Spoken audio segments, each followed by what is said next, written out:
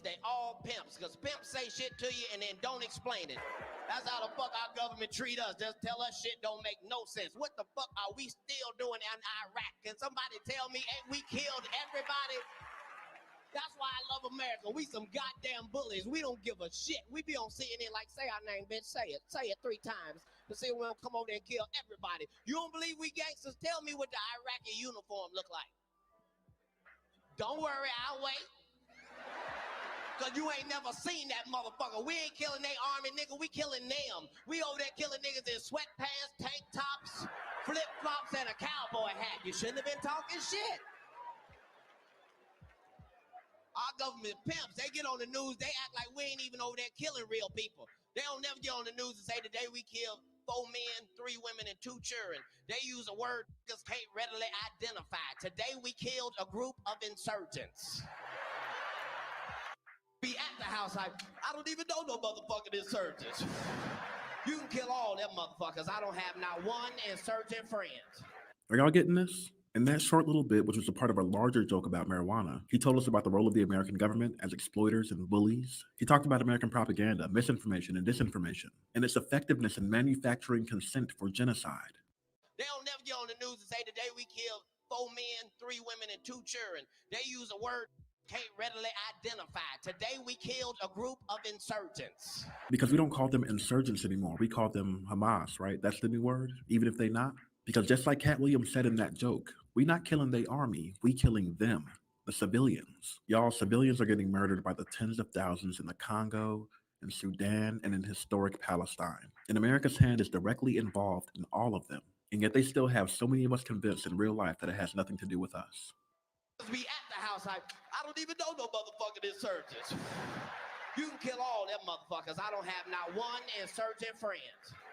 That man really said, I might tell you a joke, but I never tell you a lie.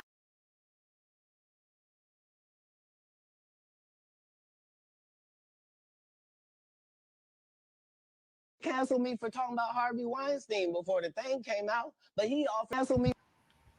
What's poppin'? My friends, my family, welcome back. This is the second episode at the Nick at Night, Nick at Noon Season 2 premiere. Did the first Nick at Noon Saturday show. And for the people who have followed my channel for quite some time, you guys know that I never cover celebrity stuff. Never. But fam, let me tell you something. Fam, please allow me for the first time in RBN history. We about to talk about this because this is a generational interview. As someone who despises celebrity stuff, mostly because of what Katt is saying here, as someone who knew that Hollywood was it was rotten to the core, and that was always obvious to me. Celebrity culture, rotten to the core, that was always obvious to me. And I feel extremely vindicated that people like Katt Williams, and you guys see the Iraq stand a bit. I'm very vindicated that I like this guy. And I remember when they did the narrative, when they decided to destroy Katt because he told truths. I remember because I'm not into Hollywood. I'm not into celebrities. I don't follow it that much, you know what I mean? So I'm like, I was like, man, that's disappointing. That disappointing that Katt fell to drugs. Disappointing that all these negative things came out against Katt. Apparently, it's all bullshit. No evidence. And as someone who's harassed by the establishment now, as someone who feels the pressure from the establishment, when you hear Katt Williams talk about how they target him, 12 arrests, never been to prison, never served time, the police harassing him, I'm like, holy shit, man, everything makes sense now. Fam, this interview is generational. This shit got 16 million views in one day. I had to change the show. My brother called me, was like, fam, have you seen the Katt Williams interview? I'm like, what? This is weird. My boy never usually called me about celebrity stuff. Fam, especially in the Black community, when people say the term breaking the internet, that is overused.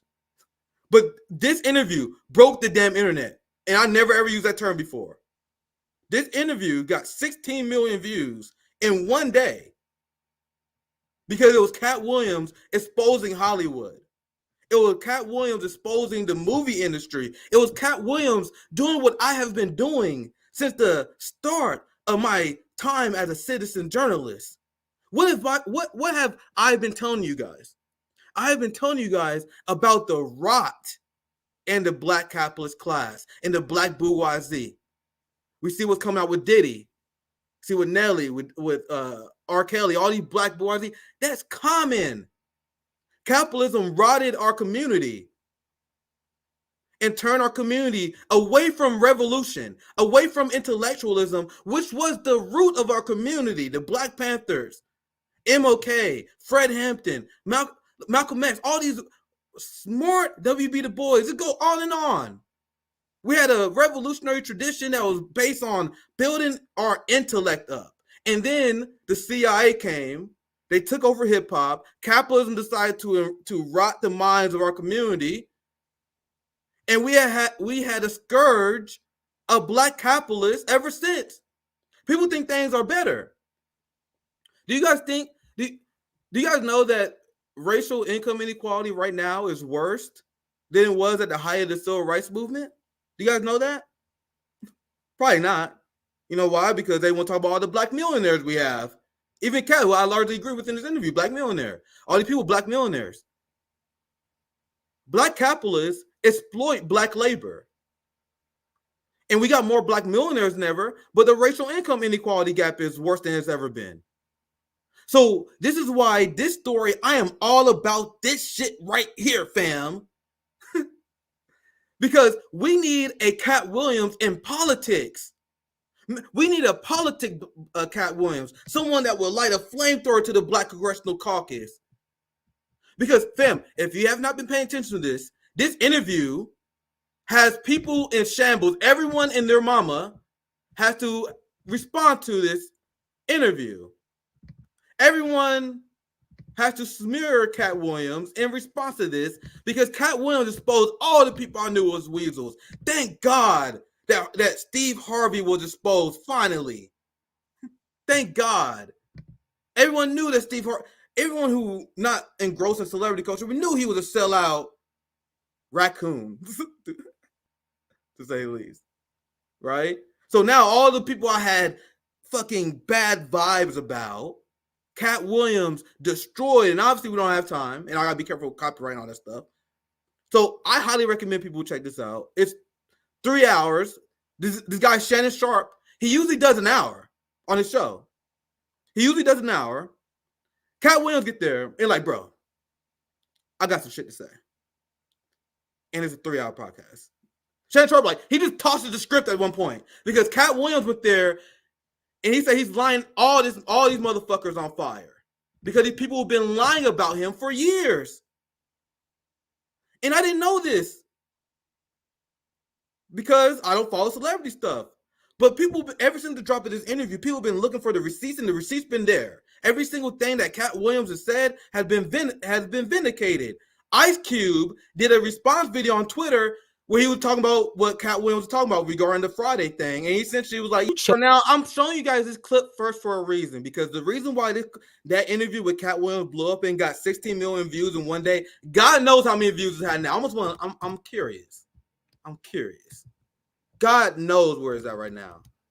Katt Williams. Literally every black person in America seen it. Let you guys know right now. Everyone's seen it. We're 23 million views in 3 days, fam.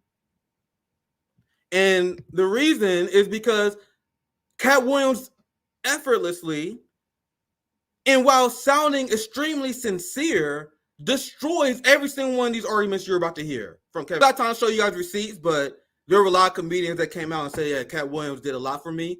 One person explained how Katt Williams just gave him $10,000 for no reason because he had problems with his wardrobe. And if you want to be a performer, you got to have a good wardrobe. So Katt Williams hey, I got you, bro. Here, $10,000. And dude what? So once again, this is Kevin Hart being sent on a smear job. This is a blatant smear job. And for the sake of time, I don't got time to show you all these receipts, but when I saw this clip, because I was like, why did Katt Williams drag this boy so bad? So I went backwards and saw this clip, and this is exactly why. And then after I saw the clip, I'm like, bro, Kevin Hart is shady as hell. Shady as hell. But I'll let it continue, and then you guys are gonna watch Katt destroy him. The thing is, after this interview, Katt Williams is getting his flowers in the way I never expected. Katt Williams, the impact of this interview, and this is the reason why I'm covering this. The first time I'm ever covering celebrity shit ever, is because this interview the impact of the interview will be felt in the world of comedy. Joe Rogan had to respond to Katt Williams roasting him because Katt said that Joe Rogan is too afraid. I gotta find that dude. Katt Williams dragged him. He like, Joe Rogan, he only spent his time propping up the same 6 unfunny comedians. So then even Joe had to come out like, all right, Katt, you can come on my show. So I guess good for Joe for reaching out, but the power of this interview is to the point where everyone had to respond. I don't have time today to show you guys all the responses, maybe another time. But it's his impact. This interview, I cannot overstate the impact that this already having. No, the ones He says nothing else here irrelevant, so I'm gonna go to what you guys are waiting for, because I saw Katt dragging Kevin first, and I went back to see why, and now it's 100% clear why. And this is Katt exposing him, and I'm then gonna show what Katt explained how like this narrative that he was this druggie was bullshit. He smoked weed. I smoke weed. I am not a druggie. You guys want to know what I do? I smoke weed and I hit the heavy bag. I smoke weed and I run on the track. Weed make me very productive. You guys see, I smoke weed during the show. No one who is, except bootlickers, believe that weed is this evil demon thing. Weed exposes who you truly are. It makes Kevin also said, oh yeah, weed and weights. I also, back when I was huge, back in my high school days, I was telling Rome, like, you guys know back when I used to play football, my max bench was 325, and I only weighed like 175. So I was pretty big, and that's thanks to my genetics, to be honest. But weights and weed is good too. But they smear Katt Williams as somebody who will do all these hard drugs. But we get to that later. I'm gonna show you guys this response. This is Katt Williams saying the record. Bro, do you guys understand how much I can relate to that? Don't I say that on RB all the time? Remember how I say Joe Biden's a fascist? I'm like, dude, I don't like using the F word, fascist, but he's a fascist. Do you guys not know what words mean? When I say the United States is a terrorist state, I'm like, do you guys not know what a terrorist state means? Do you guys not know what these words mean? I'm not trying to be inflammatory, but I use words the way they are meant to be used, which leads to both parties being fascist, and people think I'm being deflammatory. And I'm like, words have meaning. This is what I've been saying on this channel forever. Now here's Katt Williams exposing Kevin Hart as a plant, and anyone who is my age knows exactly what he's talking about. This is why this shit is resonating with me and everyone my age, because I remember Soul Plane fam. I remember Soul Plane thinking, who the hell is this guy? Who the hell is this guy? And Katt Williams explains, and anyone who knows anything about comedy, you don't show up and get a lead movie role. What the hell is that? And I remember because I saw Soul Plane. I was in high school at the time, and everyone talked about it. It was like a big movie at the time. I seen it. Everyone seen it. No one knew who this little nigga was, Kevin Hart. No one knew him. Now, Kevin Hart worked hard, and I guess he got his career. I don't believe in the meritocracy or our system in general. So this doesn't surprise me at all. Now, when you guys hear what Kevin Hart says on the other show, Katt Williams always want to blame the white man. He always want to blame the studios. That is exactly what a plant would say. You know what a plant wouldn't do? A plant wouldn't do. Let me rephrase that.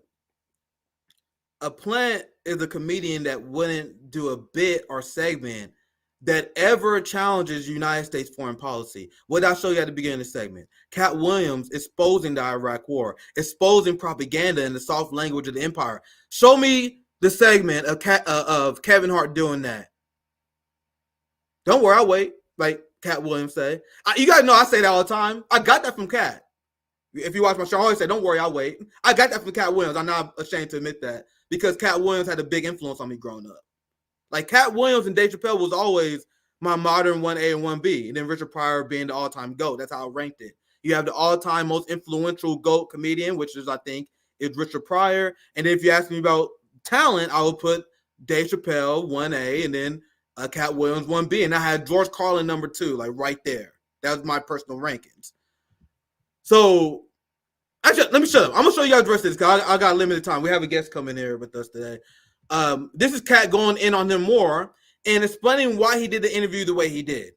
He has to expose these liars. These liars cannot be allowed to repeat their bullshit. That is why we call out.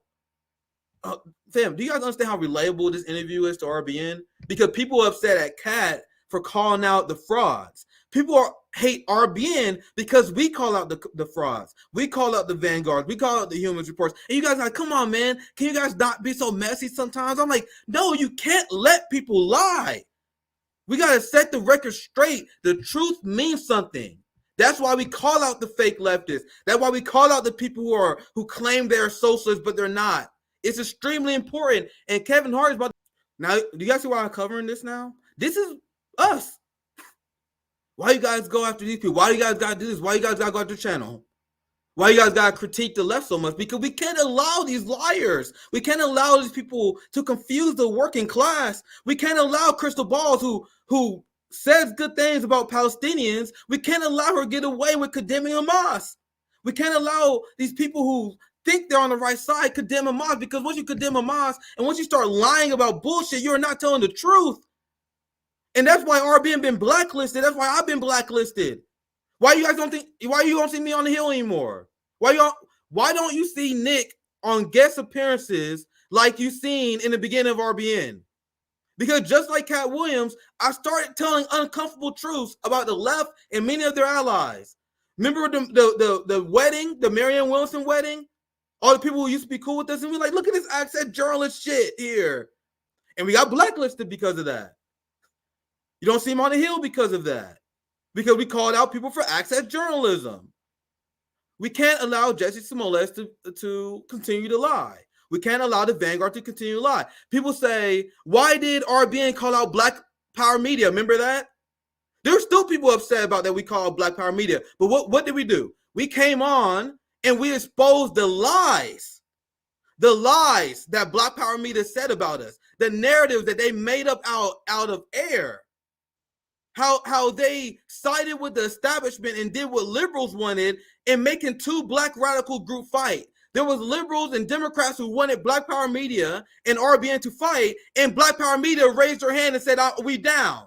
We are more than happy to do your fucking establishment bullshit, divide and conquer bullshit. So they lied about us multiple times. We let it go. They lied about us. We let it go. And then we came up, we showed up receipts, and we exposed them as the liar motherfuckers they are. And then a very small amount of people was like, come on, man, we know they lied on you. We know they did some op-ass shit on your name. But come on, we got to allow the liars to lie. We got to allow people to smear people in the movement. You got to see why I relate with this interview so much? Even though I had no plans on covering this on the Saturday, but as RBN, we relate to this because we don't allow quiet tension. Like, we don't allow this bullshit. So I'm gonna play this again. I'm gonna let it play some more. He shows you that his whole upbringing in comedy was on the East Coast. Yeah, it was. So how simultaneously was he here in Los? So I'm gonna just address this one time. Because I told you guys, the people who had Jimmy Dore derangement syndrome, I view as the most unserious people in politics. We literally we did response videos on Jimmy Dore. JB did response videos on Jimmy Dore. Sabby did response videos on Jimmy Dore. We agree with Jimmy Dore on some stuff. We disagree with him on other stuff, and we have made it known. We just did a video. JB in Rome just did a video on him. So this is why I don't like Jimmy Dore derangement syndrome bullshit, because you guys want nothing but our content to be nothing but Jimmy Dore. You guys want a Black Vanguard. We will say our criticism of Jimmy when necessary. We will have him on. We will talk to him. We will agree with him when it's necessary. But these people that said we never criticized Jimmy, they are fucking ops. They are unserious. How many times have we done it? Countless times. But people still say we haven't done it. So I don't take them seriously. The people who focus on Jimmy Dore all the time as their primary focus in politics, and that's like 50% of social democrats. 50% of social democrats, all these clowns that you see leave nothing but Jimmy Dore comments, they view the politics through the lens of Jimmy fucking Dore. There's no one else that is more unserious in politics than those people to me. You can have criticism of these people, but these people that go on a Black radical communist channel and they comment about Jimmy Dore, what is wrong with you people? Like, seriously. I could be talking about Israel, Gaza. We talking about black comedians. We could be talking about anything. I could be talking about the police state. You motherfuckers like Jimmy Dore this, Jimmy Dore that. Like, get Jimmy Dore's name off your fucking mouth. Get off his dick, whether you like him or not. Like, you guys are unserious. There are other people that exist in politics. We have critiqued them before. I am not going to dance like your monkey just because you tell me to. I am not here to attack the people you want to see me attack. We critique them and we move on. That's how we operate. Last time I'm addressing this. You guys understand? Now let's continue. What is the number one role and what's the number one thing? Now let's take that comment and now take it to politics. What's the number one job of the Social Democrat? What's the number one job of Kyle Kalinske, Crystal Ball, all these Social Democrats that sold out to the Democratic Party? Is to pretend that they didn't sell out. We need this energy in 2024. We need a politics energy that comes from Katt Williams, and I'm proud, and I think we've been upholding this energy, and we're going to continue to push for this energy of calling this out. I don't play that part of the Hill. He tried me. The one and only appearance I ever was on the Hill. So RBN, even though we are college dropouts, even though we don't have the money, we don't have the resources, we don't have the studios, we don't have the technology, we outwork these motherfuckers. You can put me on the line. Use the same thing he said here. Put me on the line with anyone on foreign policy. Put me online with anyone when it comes to theory, and I'm 100% ready to take that challenge on. Because we're not lazy. We're absolutely not lazy. We actually read theory. Now, this last video I'm going to show you guys, and then I'm going to bring my guests in very soon after I finish this segment up here. Because they smeared him about the drug thing, and there's no evidence that Katt Williams was like ever on like super hard drugs, just weed. But listen to Katt, who is an extremely religious man, extremely socially conservative, who they smeared as a deviant. They have all these arrests, but no prison time because the cops keep fucking with them because he's speaking out against the empire and challenging Hollywood and the establishment. Now, they smeared him as a drug addict. And remember, I was not into celebrity culture. I didn't look into it. As someone who was a big fan of Katt Williams, my initial take was like, man, that's disappointing. Man, he has such potential, man. He could have been the fucking GOAT if he didn't get into drugs. Because I didn't look into it. That's the narrative that they fed us on this guy. So let's show, this is his response. And after hearing him talk about this, do you really believe that he ever was in hard drugs? Did that sound like someone who was a drug addict?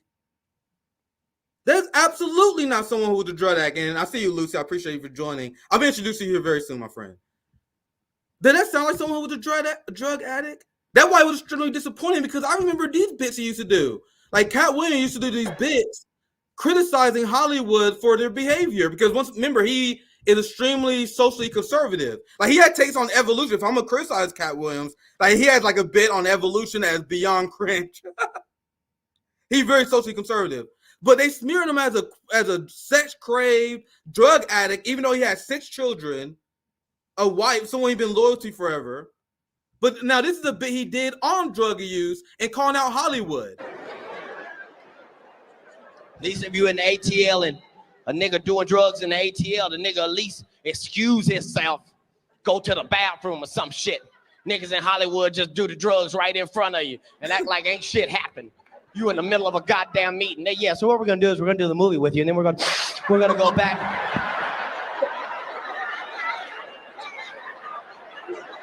Nigga, did you know that I can see you? Does this look like the guy who approves of hard drug use? And once again, as a fan, I heard the stories about him using drugs, and I was disappointed. Like, I thought he was anti-drug. This is why he's the GOAT. Brilliant joke. I hope I don't get the stream in trouble. Does this look like the guy that Kevin Hart told you about? Let me go back to this. This is Kevin Hart. What?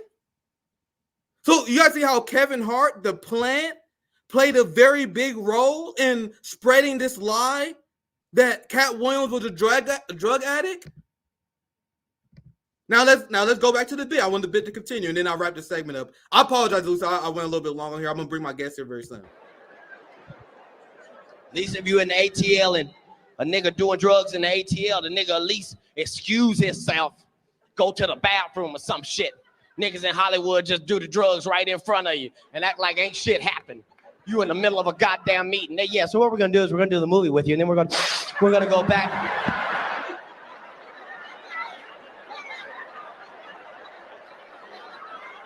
Nigga, did you know that I can see you? Nigga, you right there. It's on your nose, nigga. What? Yeah, I know that this stream is probably fucked, but it's whatever. Our channel already fucked up as it is. We just cut this. This stream gonna get fucked up. We cut into clips. It's all good. I needed this clip for this stream though. Let's continue. All right, I'm gonna sacrifice the stream for the sake of the quality of the stream. You guys are watching gonna enjoy this shit, but we're probably gonna get in trouble for this. But let's continue.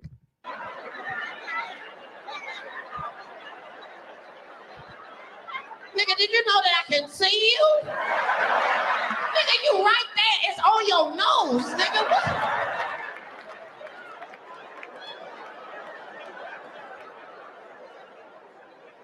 What? Motherfuckers be gay in Hollywood. You never fucking expected.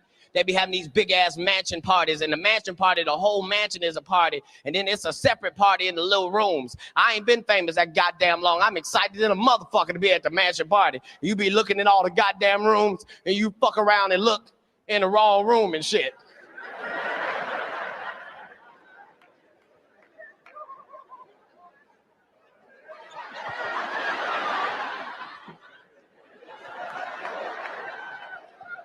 Nigga, come here. Come here.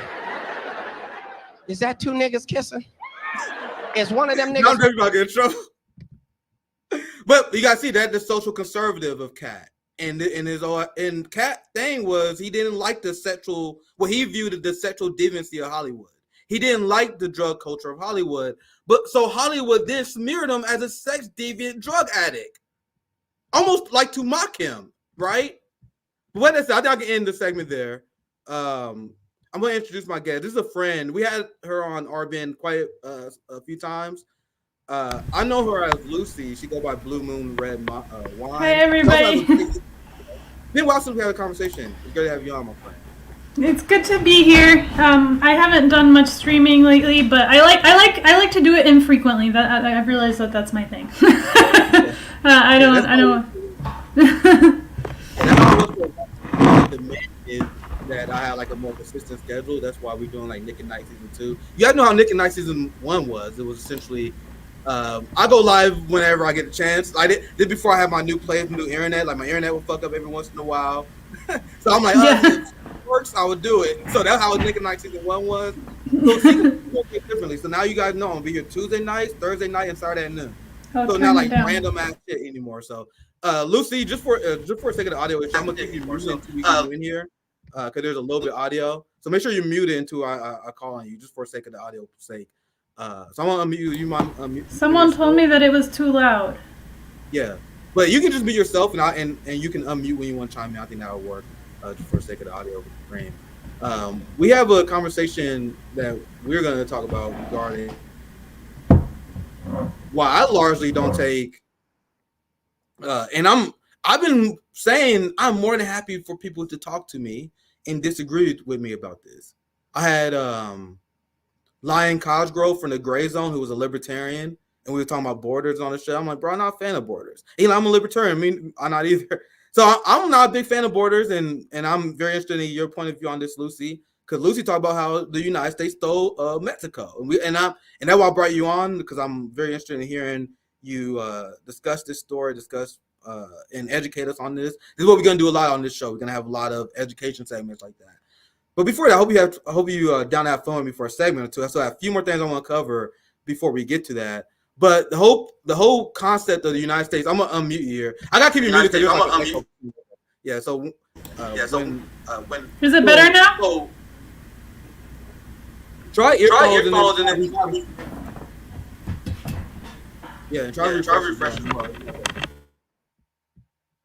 But it's weird. Like the United States stole Mexico, so the white Americans and Europeans who robbed the sovereignty of other people then want to impose harsh immigration and border policies on those same people they stole land from. That doesn't make sense to me. And as someone who know the theory of labor value, when people say that these immigrants are driving down wages, I'm like, that don't square with the theory of labor value. I'm a Marxist. Sorry, I don't believe that. But we can tell that. I don't want to spoil that statement. That's a statement for later. So I actually, if you don't mind, because I always have, we always have a good time chatting. There's a few quick stories I want to get to. I don't know if you saw this as well. Like, I was preparing for the show and I seen all these crazy clips. Like, obviously, there was the Katt Williams clip that happened, and I had to respond to that. Then you have this. You had the Washington Post. I watch the Grayzone all the time. Like, I'm very like, I had the Grayzone people on all the time. I had Lion Cosgrove on all the time.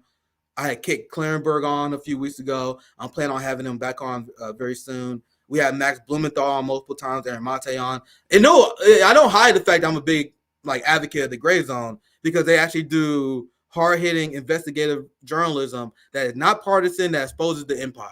And now we are in such crazy times where the empire is exposing itself, where the United States and Israel has isolated itself from the world stage. So the control of information and propaganda war is extremely important, meaning demonizing and going after anyone going after those lies. We see what they do to RBN. You see how they throttle us. You see how media attack us. Now, Grayzone is way bigger than we are. Like, so Grayzone is orders of magnitude bigger than we are. They do investigative journalism that exposing the lies of Israel. So they have to attack him. They have to go after him. Let me pull this up. I'm gonna do a mic test for Lucy. If this doesn't work, try to refresh if there's still an echo. Okay, I'm gonna turn the gain up and down. I think it may be better. Chat, let us know. Is that better? Yeah, plug your channel real quick so we can hear it. Is that better? Yeah, I think you sound good to me now. I think you sound good. So Okay. I don't know if you saw this, but I have been taking this story on. I still don't keep you muted because they're a little bit noisy. I'm gonna keep you muted while I do the presentation. I've been covering how the Hamas mass rape atrocities were a joke, and people have been afraid to take that on, because that's why they use sexual violence, sexual anxiety, because people they're hesitant to speak out against lies like that. It's a very sensitive subject. But when you have a genocide that is being sold off a premise of lying about sexual violence, it's upon us as anti-imperialists, and in this case, I would say anti-racist, to push back against it. Because I strongly believe the only reason why anyone would believe these absolutely absurd stories about Hamas is because they have an already negative opinion about Arabs. The same way they have negative opinion about black people. So when they say black people are racist, they automatically believe it. So I've been like blowing Twitter's mind. Like, this is a tweet that like got 250,000 views. Zionists have been seething, but I've been opening people's eyes. Like, the Grayzone has been opening people's eyes with their investigative reporting. What I am doing here, and I'll explain here, is just simple critical thinking. So I'm gonna go a little bit different order I planned here. Lucy, anything you want to add? Sorry, I want to get you in here. Lucy, anything you want to add before I continue, or you can pass it back to me? Anything you want to add before I continue regarding the Washington Post, Israel? Anything you want to add before we move on? No, I'm good. Yeah, I'll just follow your thing on this one. Yeah. So you had hundreds of Hamas soldiers that died during October 7th. These are one of the things that no one talked about. Like, people always talk about the civilians off for good reason, the hostages for good reason. But I've seen so many coverage of this story where they never talk about the amount of Hamas people that died. They would have you believe that like there was like a straight up unopposed terrorist attack. No, this was a military operation. There was battles, there was fights to be had here. Hundreds of Hamas soldiers died during October 7th. And I said, do you know there was Apache helicopters? And this has been confirmed even in Israeli media, because they hold Israel accountable more than our government does, apparently. Our media does, apparently. Because they're upset about the amount of Israelis that was killed on October 7th. You had Apache helicopters raining hellfire indiscriminately. You had tank that was shooting tank shells in the area.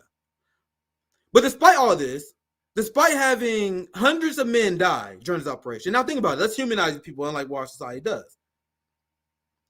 These people have been training with these soldiers. they've been comrades forever, and hundreds of them die. So imagine you've been working with someone, you've been training with someone, you're comrades in arms, and you're watching hundreds of those people die.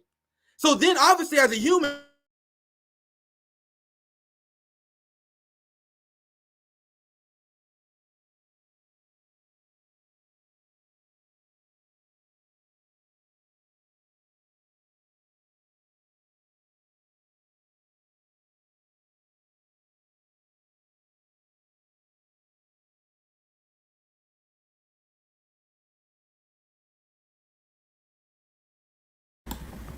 Nick froze. Can you guys hear me? I think Nick is frozen. Okay, so, all right, I don't know what Nick was going to talk about next is the thing. But I am guessing he is talking about the Israeli soldiers that died on October 7th. Because I'm guessing he is going to draw some kind of parallel to the Mexican-American War. I thought we were going to talk about the border issues with Mexico, and the reason I actually wanted to talk about this with Nick is that he has a lot of international solidarity, and he's very willing to look at the kind of I guess the Hispanic view, I guess you could say, or the Afro-Caribbean view, whatever, on these immigration issues. And I used to take those kinds of positions. I'm from an immigrant family, but I've kind of come to the point where I'm sympathizing more and more. I'm trying to turn down my audio, but this is literally like, I don't know. Is that better? Is that better? I'm getting to the point where I'm starting to understand kind of the conservative point of view as well. I'm still somewhat in the middle, but that's why I thought it would be really interesting to talk to Nick about this. I think the problem with the whole border thing is that people come at it from so many different angles where it's like, actually it seems like one issue, but it's a lot of issues that are conflated into one issue. Same as the Zionist thing. This encapsulates so many issues. Zionism is not just about Israeli settlers. It's about the British mandate, not only in Israel but everywhere in the world. It's about Zionist control of our representatives and our institutions. So it's like a lot of different issues, and I feel like immigration is the same thing. Now, there's many different issues with immigration. And I noticed that people kind of conflate the Mexicans with other Latinos, just because probably they're like confuse them, whatever. But Mexico has kind of a very unique history with the United States, in the sense that half of Mexico's territory was essentially stolen by the United States. And now, a lot of these people, including people that were actually pushed over the border back into Mexico, into what is today modern-day Mexico, some of them used to be in America. So it's a very different situation than people that come from South America or from other parts of the world. The other issue with immigration that is very interesting is that people kind of draw a distinction between legal and illegal immigration. In reality, illegal immigration doesn't really take more of your jobs than legal immigration. Legal immigration can be just as competitive with American jobs as illegal immigration. The only difference is that it's approved by American corporations. So when you have legal immigration, or when you have outsourcing for that fact, you're also basically pitting your workforce against a foreign workforce. So for example, when you decide, when the government decides that they're going to bring in, Israelis to work in the tech industry, or Filipinos to work in nursing, wherever it is, whatever part of the world you're importing professionals from, that is also a competition with your job your job market with your American workforce. So it's not just illegal immigration that is competing for American jobs. It's also legal immigration. So I feel like this legal and illegal immigration distinction is actually more of a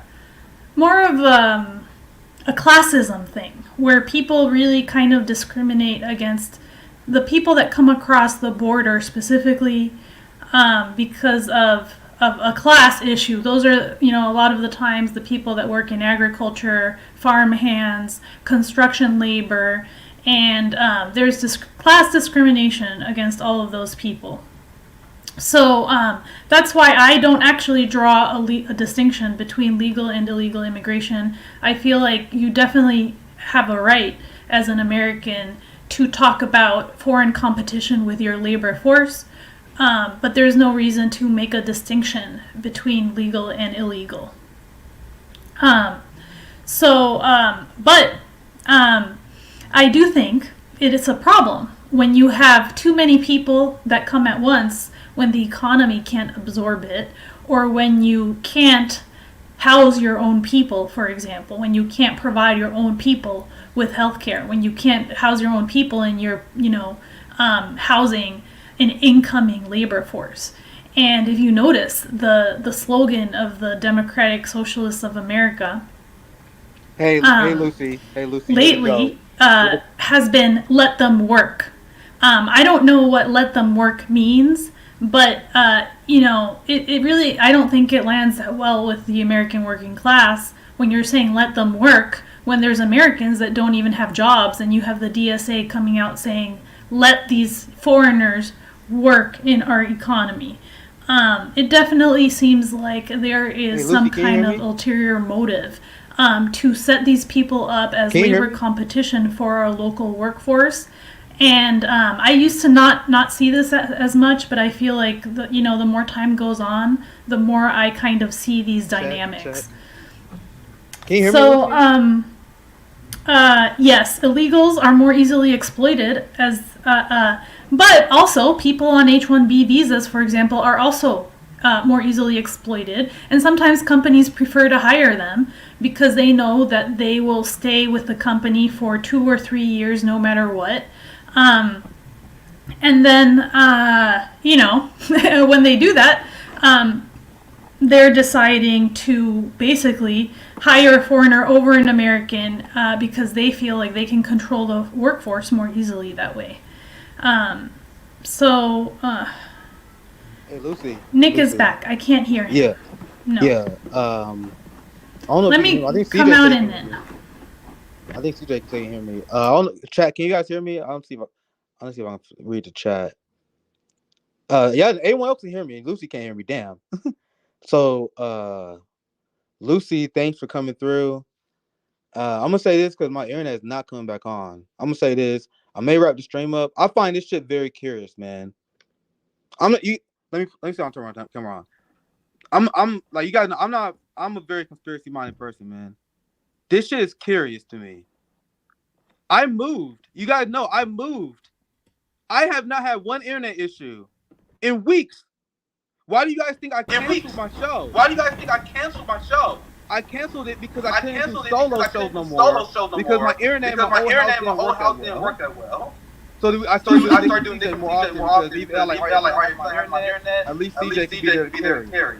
I moved to this new place, have no issues. Start Nick and Night, do my first show, do this show, and all of a sudden I had an internet issue for the first time ever in the middle of a show. I don't know what that's about. That shit's curious to me, man. What do you guys think? Like, how does that happen? Like, I do all these shows now. It's cut out. I'm middle of it. It's unbelievable. Sorry, Luke. I appreciate you picking up while I'm gonna see if I can fix this. I'll be right back. You still have anything you want to add? I don't know where you started talking or else there. Maybe somebody can tell me. Hold on. I think they must have heard of.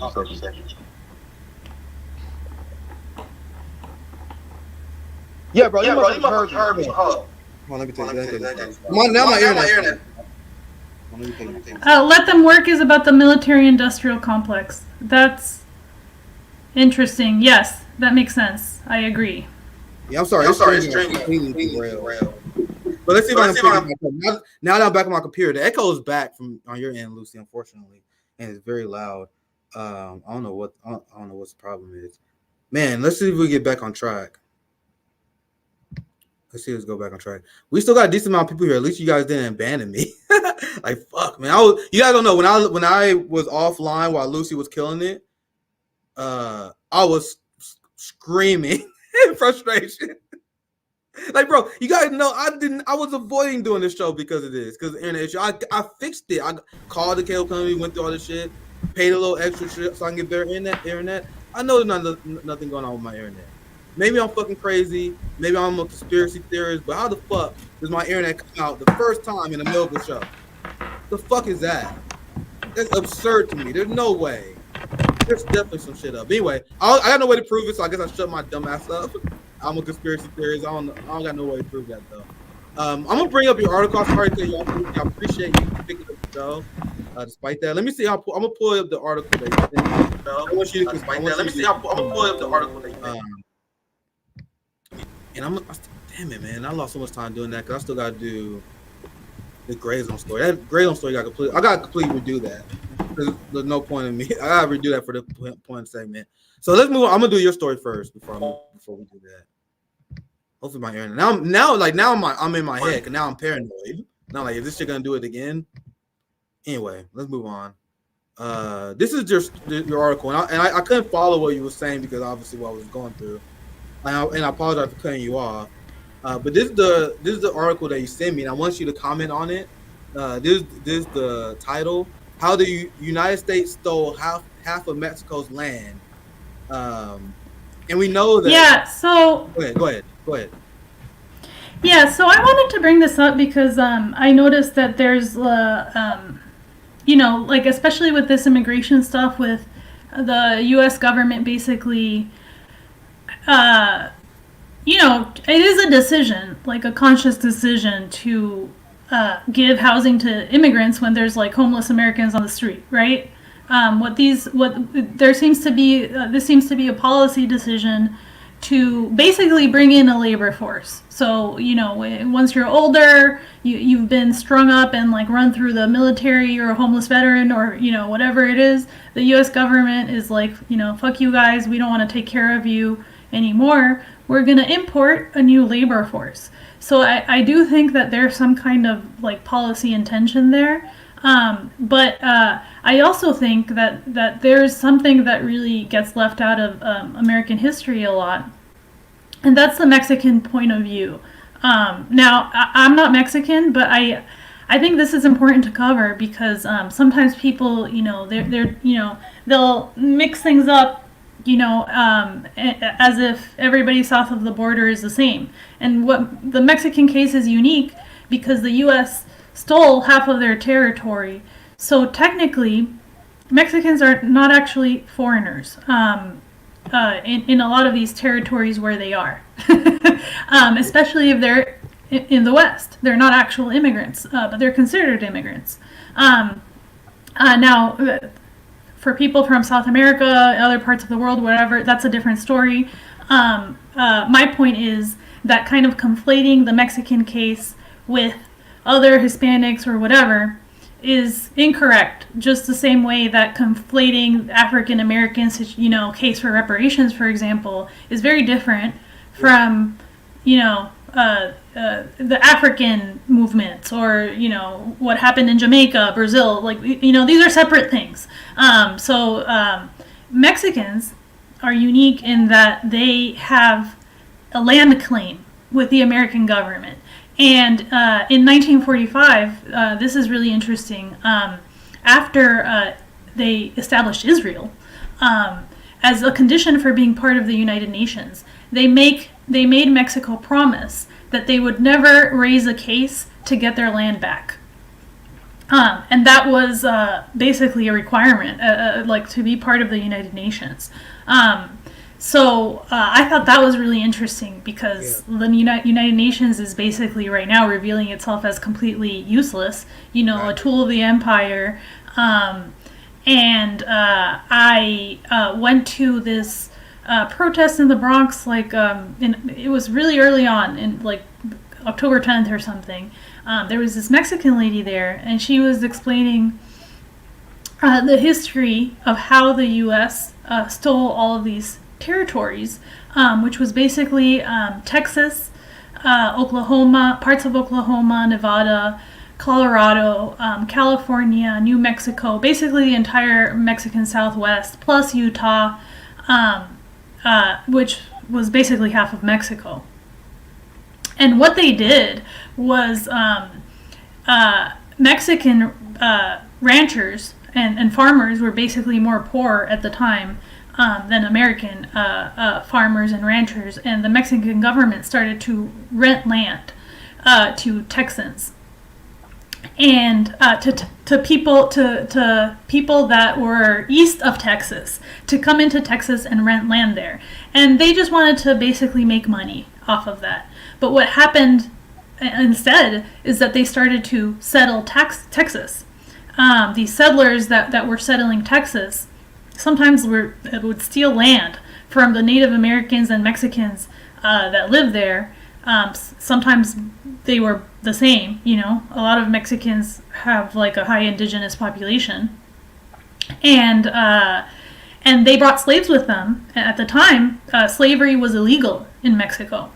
So these settlers were settling in Texas. They were bringing slaves with them, and eventually they staged a rebellion. It's called the Battle of Alamo against Mexico. What they did, and James Polk did this. James Polk was, first of all, he was a Democrat, which is interesting because just the same way that Jim Crow Joe, is a Democrat, a lot of these horrible historical figures were Democrats, right? So James Polk, he was a Democrat, and he was a protege of Andrew Jackson, and what Andrew Jackson was famous for was two things. One of them was the Indian Removal Act, the Trail of Tears, and the other one was the bank wars, where they basically had like a wildcat banking system with no stable currency. They had like 1,400 types of currency in the United States at the time. It was a total mess, and he was responsible for a major depression. So that's what Andrew Jackson did. And his protege, James Polk, was responsible for the invasion of Mexico. And what he did was he sent a delegation to Mexico because he wanted to buy California for $25 million, because he wanted California because there was gold in California, basically, and he wanted all that gold. So what he did was he basically attacked disputed territory, which was kind of in the middle of Texas, and the Mexicans kind of responded by defending their territory. And then when they basically killed a few settlers, and when they had killed a few settlers, he went to the U.S. government in order to get congressional approval for war, and that's how James Polk claimed Texas and staged the case for war with Mexico. And then he basically took over all of these territories. Texas, Nevada, they basically went west. And he was a member of the Democratic Party. It was called and Jacksonian democracy. That was like the thing in the day. He defeated the Whig, Andrew Jackson had defeated the Whig Party, and that's the party that had voted against the Indian Removal Act. So these people, basically, like James Polk, basically got, they say they bought Mexico. Like if your history books, they'll say, oh, they just bought Mexico, as if it was like an agreement between these different between the Spanish and the British or something. But the reality is that they bought Mexico. The Mexicans were under extreme duress because they were losing this war, and they ended up buying Mexico for less than 1 year's budget, which was basically like stealing. Like Mexico doesn't consider that this was a legal sale, because sales that are done under invasion are not considered a sale, if that makes sense. I think Nick just disappeared. For me, are you there? Yeah. I was trying to do this. So I was pulling up some receipts while he was talking. Why did President Polk want war with Mexico? I'm glad that you had a chance to come on and explain this, because I'll tell you guys I'm big. I was into history before I got into politics. Is learning that the history of humanity, the history of conspiracies, the history of pushing for war, you gotta ask yourself the question, why wouldn't they be doing that right now? That's what got me into politics, when I seen the history of war, the history of people pushing for war. So once again, Luke, I really appreciate this presentation, because I wanted my show to be live about history as well. We're gonna help cover history and theory. So I appreciate this presentation. And was there anything else you want to add to this? For the sake of the show, because my signal is weak too, so I'm like nervous about my internet. I'm going to finish the Grayzone story. That's the only. I'm gonna cut a few stories because I'm nervous as hell. The stream already was kind of weird. So I'm gonna finish the Grayzone story. But was there anything you want to add to this, Lucy, before we eventually move on? Anything else you wanted to share? No, I think it's interesting, just like the basic push and pull, right? Because basically the Mexican-American War, they stole all this land, right? The settlers stole all this land, and they basically took over the entire American Southwest, and people in the American Southwest are really, they're super concerned with the border, which is understandable now, actually, because there's people from all over the world coming to that border, and that's like a very separate phenomenon that has nothing to do with the U.S.-Mexico case.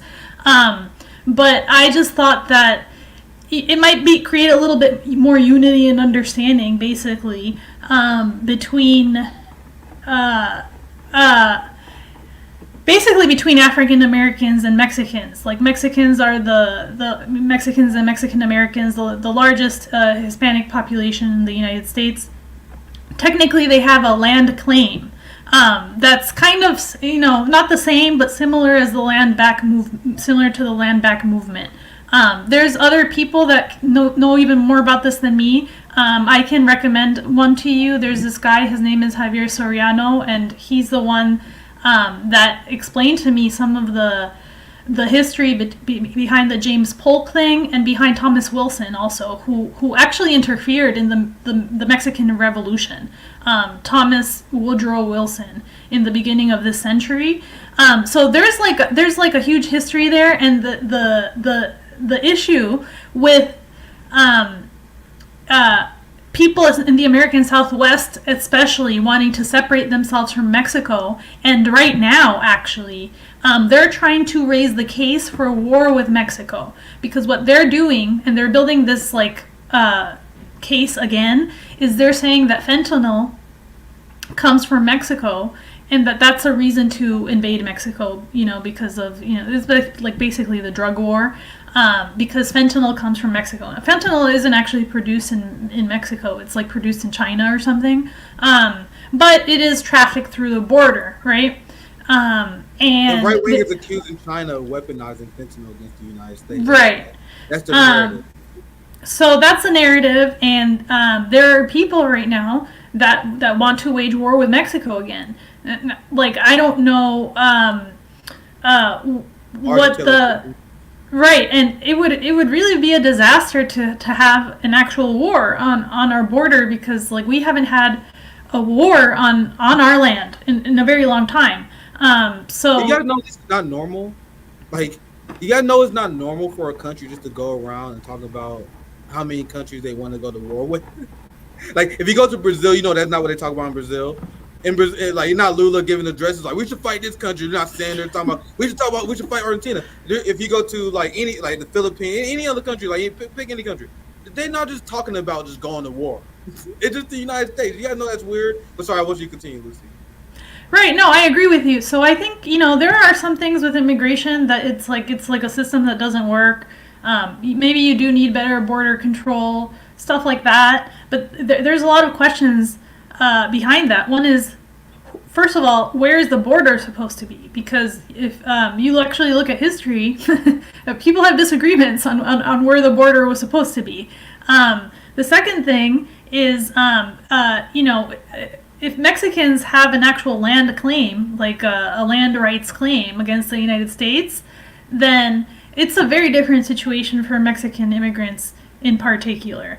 For people from other parts of the world, it's more, I think, about having a better foreign policy than just having open borders. I think you would probably decrease a lot of immigration if you just had better foreign policy. But for Mexico in particular, I just feel like, there really is a case for them to actually have a land claim, especially now with all of these issues with Palestine. Think about what's happening in Israel right now. What they're doing is they're taking Palestinian land. They're killing the Palestinians because capitalism, it needs two things, right? Land and labor. You need land and labor. So what they do is they're clearing the Palestinians out, and now they want to import Indians and South Asians to be their labor force because they don't want to do a lot of this work, right? Something very similar happened in America. They tried to clear the Native Americans, the Mexicans out, and the Mexicans, and they brought in slaves. So it's really, and right now it's the same thing a little bit happening in reverse, where you have white and black Americans living here on the East Coast, for example, and they want to import a new labor force because they're just like, maybe you guys are not unionizing, you're getting too rowdy, you're trying to get ahead of yourselves. We're going to import a cheap labor force so that we're going to give them jobs, whether they're legal or illegal, it doesn't matter. They'll have lower wages, right? Because they don't have the student debt that you have, so already they're charging us less money. So we're going to bring them in to compete with you, the legal labor force. That's how they get all of this infighting started. And as soon as people come in and kind of integrate with the local population, like Hispanics that have been here for 15 to 20 years, that don't have documentation, but have already kind of integrated into the culture, whatever it is, right? In order to have the kind of solidarity necessary to not cross a picket line or something. Right now, they're like, fuck you guys. You undocumented people have been here for 15 to 20 years. We're going to bring in new undocumented people. So now there's actually, believe it or not, a division between people that are still undocumented, that don't have a path to citizenship, that have been here between 20 and 40 years, and people that are crossing the border now, and everybody conflates all of these different things together, because it's almost like the immigration system does not work on purpose. They don't want it to work, and there's a reason for it. So that's it's kind of it's great it's always good to have you on and have your expertise on these things. Now I can always learn more, and that's why I learned a lot. And that's what we're gonna do on this program, Nick at Noon, Nick at Night. A lot of theory, a lot of history. And once again, it won't be always me doing the presentation because I will be learning too on all this stuff. Because learning is a lifelong process. You should always be learning. That's why I always tell you, I'm not that smart because I still got a ton of stuff I need to learn. We always should be pushing for that, so I appreciate that. Lucy, I have one more segment. I'll leave it to you. I won't be offended either way. Do you have time to stick around? Do you want to laugh? I can stick around. I'll just watch what you have. Yeah. Cool. So you just be here, chilling here, relaxing with me. I gotta redo the setup again because this stream got kind of derailed. But I want to do this because I would timestamp all these segments. So I'm gonna timestamp this segment. So most people are gonna skip over that bullshit anyway. That's my plan. Most people are not gonna watch that bullshit in the middle. Only the people that saw it live. People are gonna pick what segment they're gonna watch. So that's why I'm gonna do the setup again, so the segment feels natural when you watch it for the first time. So actually, this is what I did. Let me put a few chats so I know where to start when I cut this clip. And I apologize. I'll put this in the note as well. I apologize for everyone who sent super chats before the disconnection. My super chat log was cleared, unfortunately. I saw like 5, so I apologize for those who I won't be able to read those super chats. So I do sincerely apologize. Nothing I can do about that. They cleared my system when they booted me. So I will give a shout out to the few people I do see though. Thank you for Talaksu Gula. Gola, who gifted 5 RBN membership. So big shout out to them. I appreciate that. We also have Samuel with the 499, who is excited that we have our friend Lucy on. Good day to both of you, solidarity comrades. Well said. So this last story we're gonna do today. This is an ongoing theme of what we've been covering at RBN is this psyop of painting Hamas as using sexual violence. I called it out and I made it clear to call it out the same way I called out them demonizing Russian troops as using sexual violence. The same way that I called out when they said Assad had Viagra super soldiers. Do you guys remember that? Actually, I'm glad I did this again because now I get put that receipt I didn't think about earlier. Let me see if I can find that one. Viagra super soldiers. Because if you follow foreign policy more than like a year, I'm not anywhere near experienced like Grayzone, like Black Agenda Report, Mark Kimberly. I am not pretending to. I'm trying not. I know sometimes I can be like kind of arrogant sometimes, but I'm not pretending. I'm just getting started. I'm building my knowledge as we go. But as someone who's been following these wars in PSYOP, one thing is consistently clear. Why the hell can I find it? Is Goose suppressing this article I'm looking for? Because they had an article about how Assad in Syria, how they use Viagra super soldiers that use rape as a weapon. And you remember the story about how Russian soldiers use rape as a weapon? Isn't it funny how all our was that fake? That was fake too? Yeah, that was fake. There was no evidence for that. And isn't it funny how all our enemies use sex as a weapon, except us? Isn't that interesting? Every single people that we have problems with, and they're able to replicate these lies of and manipulating the sexual anxiety of white Americans by planting the fear of the sexual deviant Black and brown person. So, once this Hamas sexual mass rape psyop started, I made sure to read what they said in the allegations. Many people, including people who call themselves journalists like Crystal Ball, Breaking Points, who said in the Nation and the Intercept, I did a story not too long ago where the Grayzone called them out for uncritically repeating Israeli propaganda when it comes to Hamas mass rape because there was no evidence, no forensic analysis, no rape kits. Police can't find evidence. There's no evidence that this story happened at all. But people believed it because it's the Muslims. Of course they rape, even though rape is haram. Why would you sacrifice and go to hell? Because and this has been shown in a society that rape less than ours. Like rape is like one of the most despicable things you can do in Islam. I know a few Muslims like this. That's beyond the pale for them. But when they want you to believe it, they sacrifice that and they want to go to hell in their last military operation where they know they're probably going to die anyway. But white people believe that. Many white people, not Lucy, she's a friend. I don't know. But a lot of people, they just believe this shit because they have negative perception of Black and brown people. So not only is it important to resist this because I want to resist the manufacturing consent of genocide, but also because it kind of annoys me. It's so easy to trick people on this. The same way they call Black people savages that rape white women in the Jim Crow era, they call Native Americans beastly savages that rape white women. We heard this shit our entire life. Lucy, feel free to interrupt. You can interrupt me. I can't see you. No, I mean I did see that segment. I don't know if you played it already of the woman interrupting. Yeah.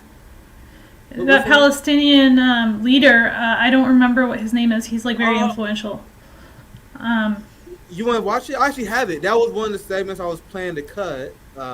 We can watch it probably. We can probably watch it after the Grayzone because that's the video you talking about. This lady. Actually, I think this fits. Actually, that's a good idea, Lucy. I'm actually gonna play it because it's not that long. Let me find it. It's literally in my notes. Just give me a second. It was one of the stories I plan on cutting today. Yeah, because she did interrupt, and then she was like accusing him of mansplaining or something. It kind of reminded me of the situation with you guys and Marianne Williamson. Absolutely. So this actually, whether you believe it or not, they had this plan, but it's actually a good idea to show this because this is what I'm talking about. Like, and white liberal feminists, and this is what Black radicals have been saying for years. I heard this from Black feminists even before I would consider myself radical. They would say beware of the white liberal feminists. I'm like, what? Like before I was like into this show, like, what? It's something you always heard. White liberal feminists are the most racist people in the world. A lot of them, when you look back in history, opposed the civil rights movement. They viewed the civil rights movement as competition to the woman liberation movement. Not all of them, a lot of influential ones though. So white liberal feminists, some of the most racist people in the world. And I actually do want to lead with this because it shows why people will believe in the Hamas rape claims in the first place. I'll let it play all the way through. It's going to be very frustrating. You say you don't approve And of... do you think that Israel is a democratic country? I Netanyahu know is that destroying Israel is a democracy. They democracy. have elections. No, this man is now has 4 courts against him because of Yes. 4 cases of I know. corruption. This man knows if the war stops, we he haven't will got go time to do jail. the entire history of And that's- Benjamin and that's Netanyahu, what- who is this not a is popular history. figure in Israel. When I'm not here to speak defend about Benjamin Palestinian Netanyahu. rights, Mustafa, is it possible to... Whenever I speak, Right. I speak about Palestinian rights or Palestinian situation, you claim it is history. I'm talking about what's happening today. No, I know, and this I'm is trying not history. Can we just... You talked about how you don't want Israel, you're saying Israel, that October the 7th happened, you're placing that in historical context. I understand that. Please don't say that again. We don't have time for it. You've made that point 5 times already. I don't know what... Stop explaining stuff to my audience. Stop educating my audience. We are witnessing the death of journalism right here. You have time Oh my Let God, me for the explain love myself. of God, let me finish a sentence, man. Maybe you're not used to women talking. I don't know, but I'd like to finish a sentence, sir. Anyway, so... No, you are misleading the public now Really? by claiming Right, I've got this 20 thing that seconds you left. just I'm not did. even going to bother trying to And, answer. what If you do- don't think ask me the Israel's question. reaction is acceptable, what would have been an acceptable reaction to you? You've got 10 seconds left. To end occupation and allow peace to prevail for both people. That's their react. Brilliant. Yeah. Sorry to have, been a woman speaking to you, but there you are. Doctor. One of the most racist public displays I've ever seen. One of the most racist things I've ever seen. Lucy, what's your initial reaction to this? I have a lot to say, but I'll pass to you first if you have any reactions.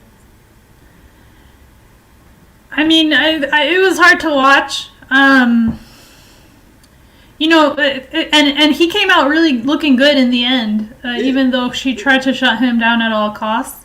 Bam, I'm not actually sure. Look bad here. I would have made RBN look bad in this situation because that was my first thought when this happened. I'm like, man, what I would have done there? Because this guy handled this perfectly. I probably would have went off. I probably would have played into this shit.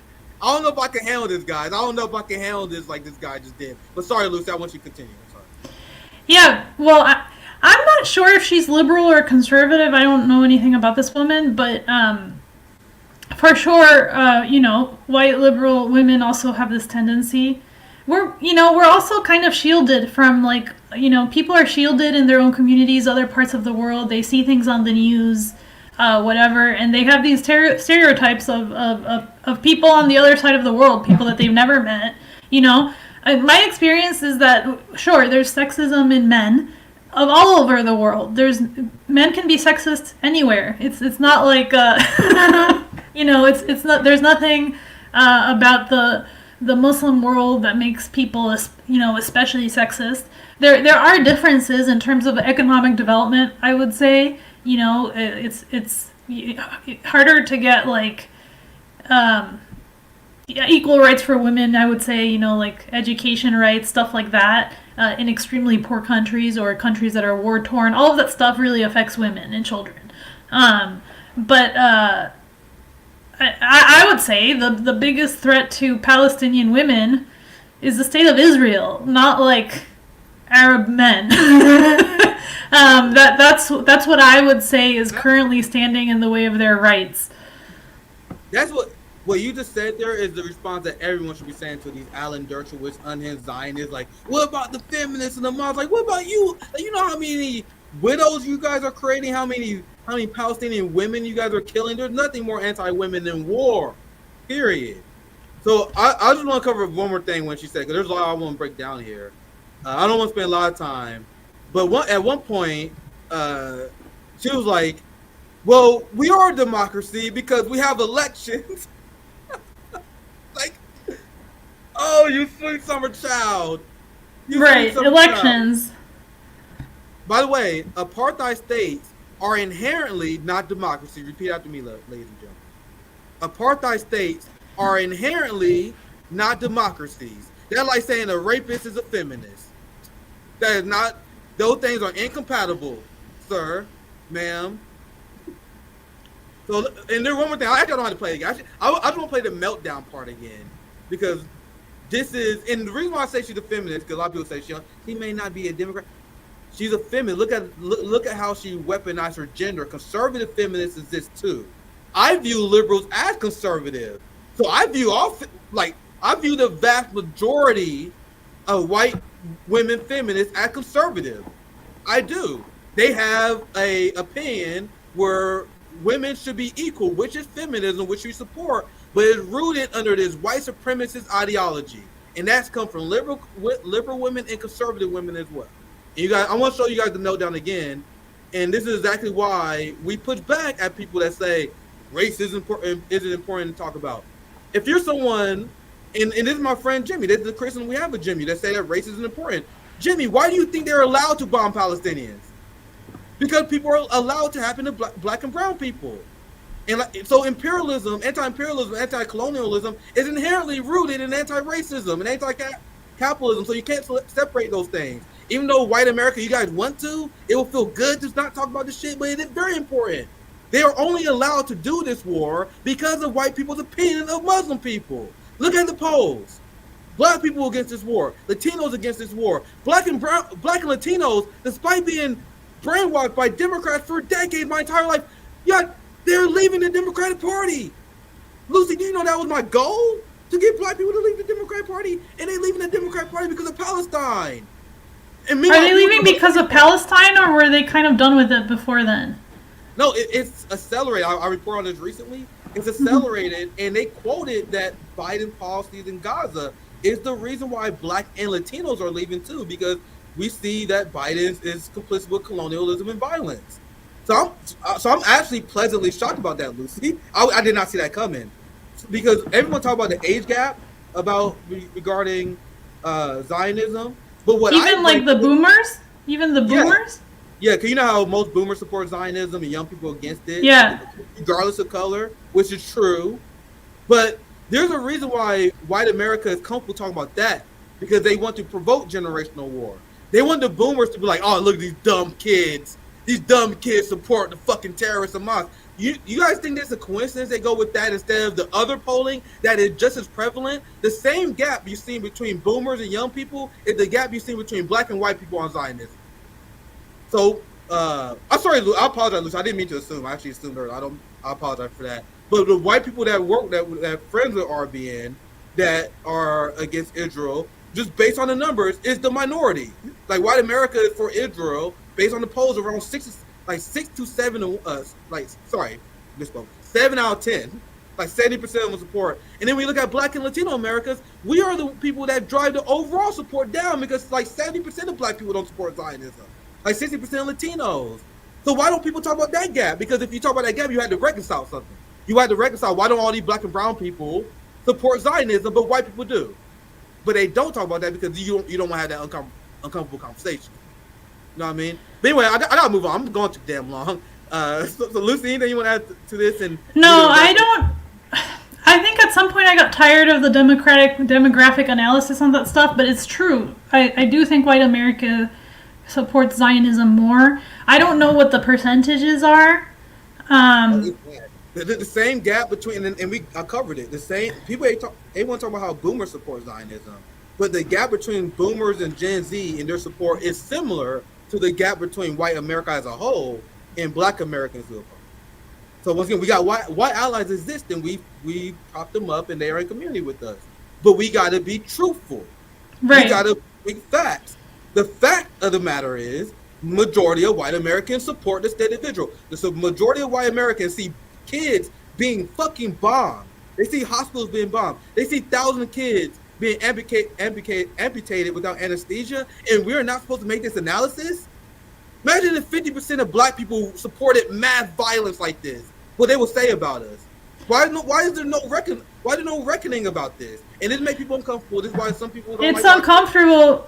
Yeah, it's uncomfortable because, it's true. And also, out of white people, I believe that Christians overwhelmingly support it more than Jewish people because of like the influence of the evangelical churches.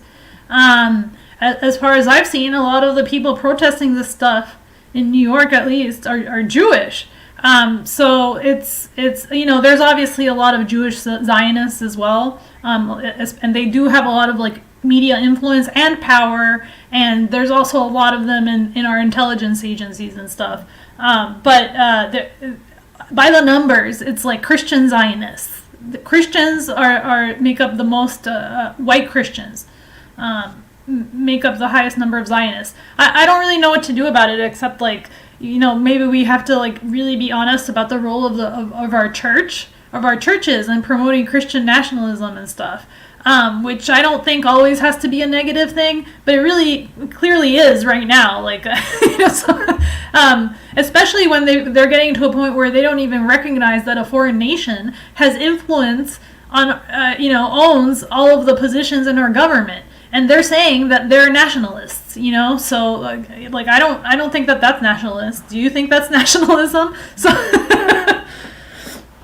So, they're not even sticking up for themselves at this point. These Christian nationalists, like, don't even, in my opinion, if you're peddling for foreign influence, you're supporting all of these like dual Israel America citizens, and then you're pushing Christian Zionism as part of Christian nationalism. It's like, what are we talking about here? What is this? I don't know. I don't understand this ideology. So, So we played that clip of the racist reporter for a reason. We went a little bit longer, but I think it was very important for the segment because that's why people believe in the mass Hamas rape claims that make no sense. You guys see that tendency of that liberal reporter to assume this guy is a sexist. She probably thinks he's a rapist. Like, God knows what she really thinks about him because that's what she allowed on air. God knows what's really going on in that brain when she sees Palestinian men, when she sees brown men. And that's the only reason why people believe these claims. So I'm gonna just read this straight. I need to shut the fuck up. I need to speed this up. So this is like in a nutshell, kind of stuff I've been tweeting out, helping change the narrative, at least on like my like on X left Twitter, because I've seen a lot of people like.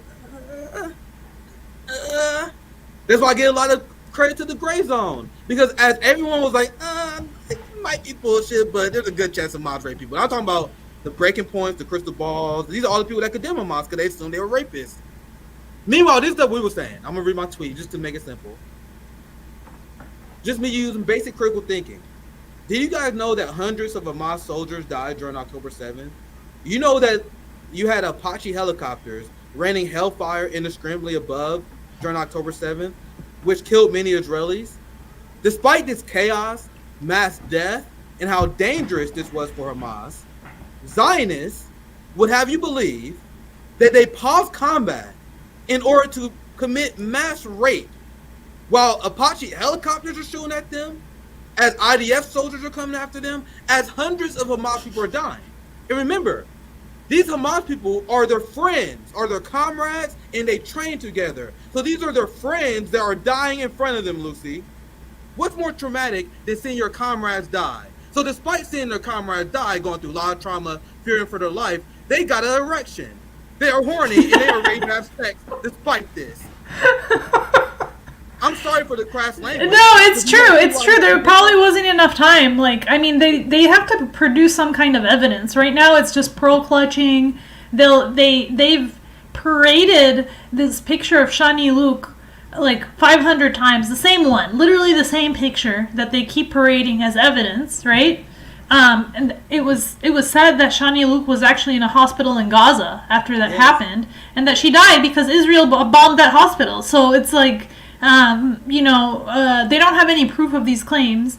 Not only that, but like a lot of these Zionists, like Robert Kennedy Jr. is actually doing like an event that's coming up with the Shani Luke's parents. So he's all in on the whole mass rape allegations, and they're still propping up that one case, right? The Shani Luke family, because that's the one where they had a good picture.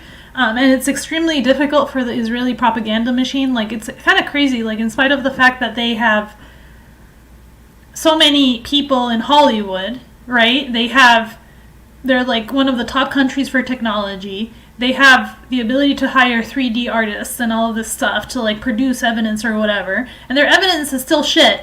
Like, they just cannot compete with reality at this point. So it's just funny, Yeah. So I'm going to continue this because the Grayzone, I watched their last live stream. They did a great job. That's why I got the Washington Post thing from, where they explained how one of the victims that was one of the main people they used for the rape psyop, their family came out and criticized the media for lying about what happened. So you have families of the victims rebuking the rape story. But despite that, you're hearing this story being repeated uncritically, not just on corporate media, but on independent media. So let me continue explaining why this is bullshit. So do anyone believe this nonsense what I was saying earlier? So, and it's important to remember because Jericho Wall, one of the few people report on it, Jericho Wall, I did a hotspot video about it, how Hamas plans was leaked. Israel knew about Hamas plans, and Jericho Wall, the document outlined how they would do it, and it was shockingly accurate, Lucy. Like, they predicted the parachutes, they predicted multiple checkpoints that they actually used. It was a very well-detailed plan about the potential attack.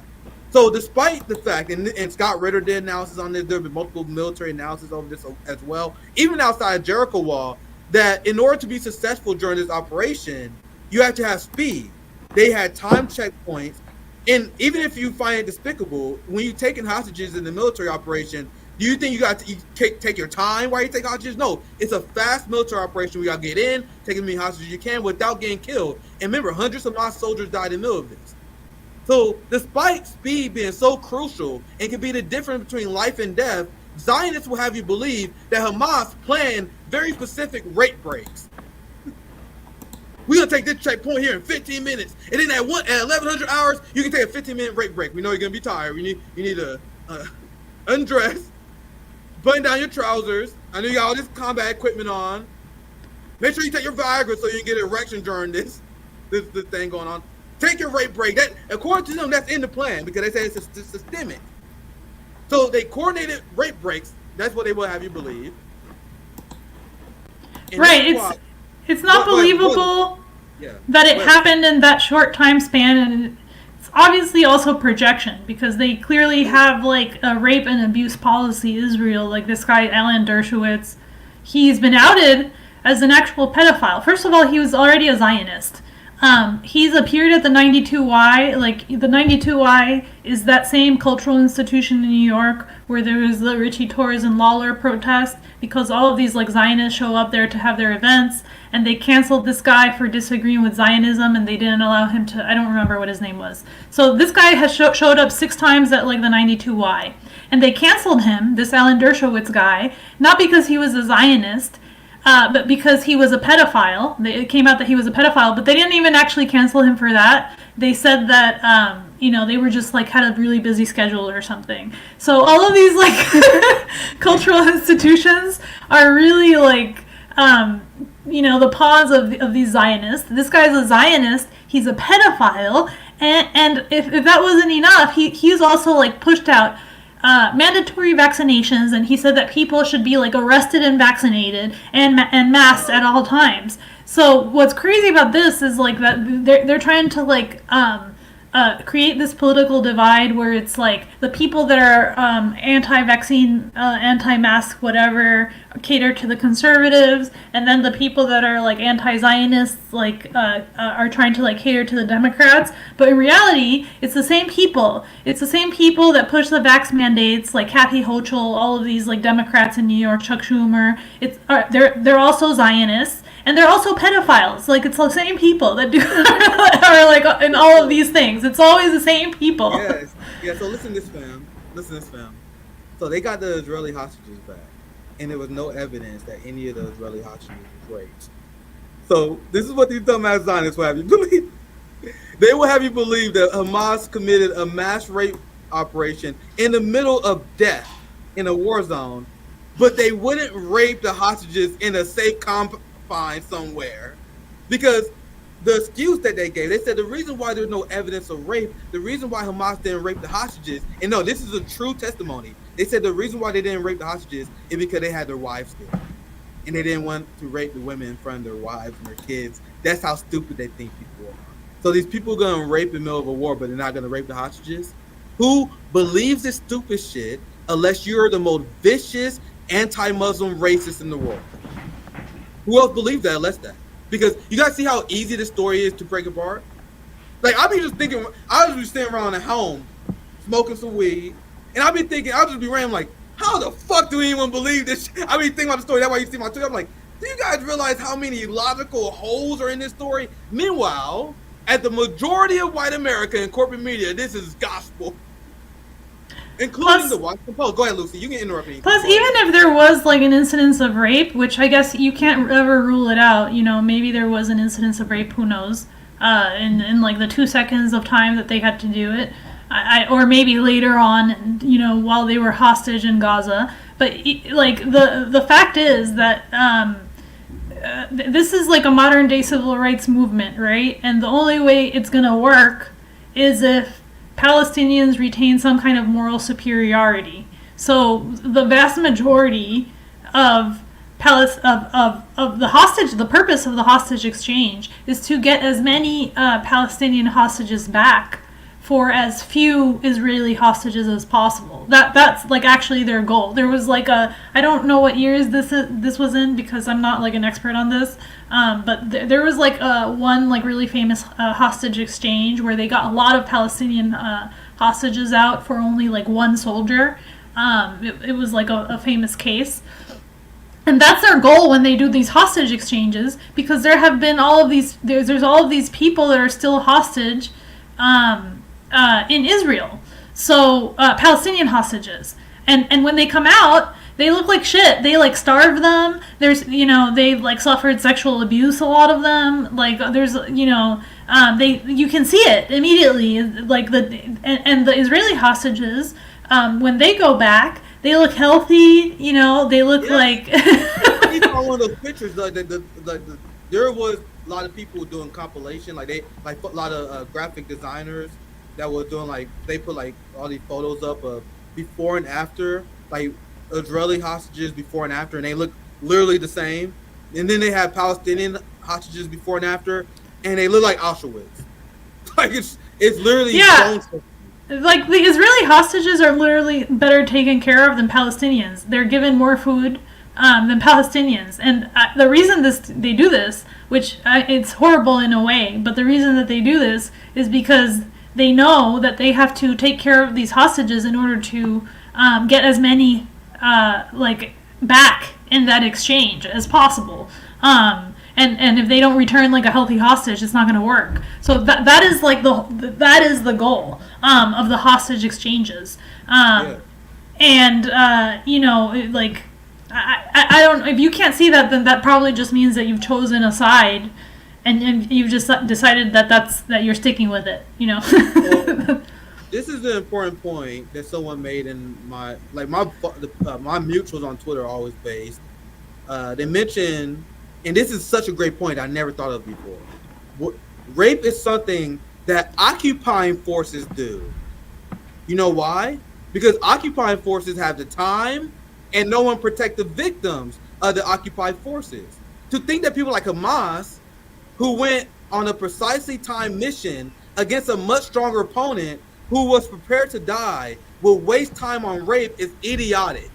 And that's such a great point. I need to spend more time cultivating this idea, make sure I can master this idea, because that is a great idea that like people who are fighting against colonialization and imperialism, they don't got time to rape. They're fighting for their freedom. Meanwhile, the occupied powers, they are the ones who rape because they often hold villages. They're no one who protect the villager. This is what happened with the mass rape in Iraq. You had U.S. forces that control the villages. No, there's no oversight over these villages. There's no one protecting the villages, so they rape the villages. Meanwhile, if you're a colonized people fighting a strong military power, they got support, they got ways to document and hold you accountable. Anyway, I need more on our last segment. Maybe Saturday is going to be longer than the regular shows. I think we see. But this really is the last segment because I really do want to cover this video. Lucy, anything you want to add before we move on? No, I think you're right. And I think that's the difference between like liberalism and populism. Like even if there was a rape incident, I think you could say, oh, maybe there was a rape incident somewhere in there, but there's no case for mass rape. Mass rape is something that you need actual proof of. You need to prove that there has been mass rape. They don't even want to prove that there's genocide now with this case that you've been... They said that Hamas had put it in their plans to commit mass rape. Right. They say it was institutional mass. That's when my ears perked up. I didn't get suspicious at this when they said someone was raped during October 7th. It wasn't. It's when they were trying to sell the idea that Hamas got together like, nigga, we got rape quotas. You need rape 5, you rape 4, you rape 2. Like, this is ridiculous. In our society, it's so propagandized. There's no critical thinking in our country. People think they're critical thinking, but they're not. They just believe in propaganda. So I appreciate you hanging in with me for a fun Saturday Live. I'm gonna get to this part because this part is, as this person say, it really is a must see because as I've been breaking down why this is bullshit, the Grayzone has been leading this. I brag a lot, but I will 100% pass the torch on the Grayzone on this issue because they led to the point where everyone in the establishment is going after them. You had the Washington Post, New York Times, everyone is writing hit pieces on them. So they have a hit piece coming up in the Washington Post, and they emailed the Grayzone, not expecting them to reply, Lucy. And they replied. Not only did they reply, they called the Washington Post personnel about to smear them while they are on air. And just for context, this is a shorter clip because it's a long live stream. Before this call, they explained how she's a Zionist. The person that's writing this story, accusing them of denying atrocities at October 7th, denied the Nakba. She literally said that there was no Palestine. She culturally erased the Palestinian people. And she said it was just like stand people walking around without society. That's the person that is in the Washington Post that's about to attack the Grayzone. So this clip right here is glorious. 2024 is glorious, fam. We got Katt Williams exposing Hollywood. We got Grayzone exposing the Washington Post, and we're just getting started. So I'm gonna get to the clip. I know you guys have been waiting for a hell of a long time. So let's get into it. Hello. Yeah, hi. Is this Elizabeth DeVoskin? May I ask who's calling? Yeah, hi. It's Max Blumenthal from the Grayzone, and I'm here with my colleague Aaron Mate.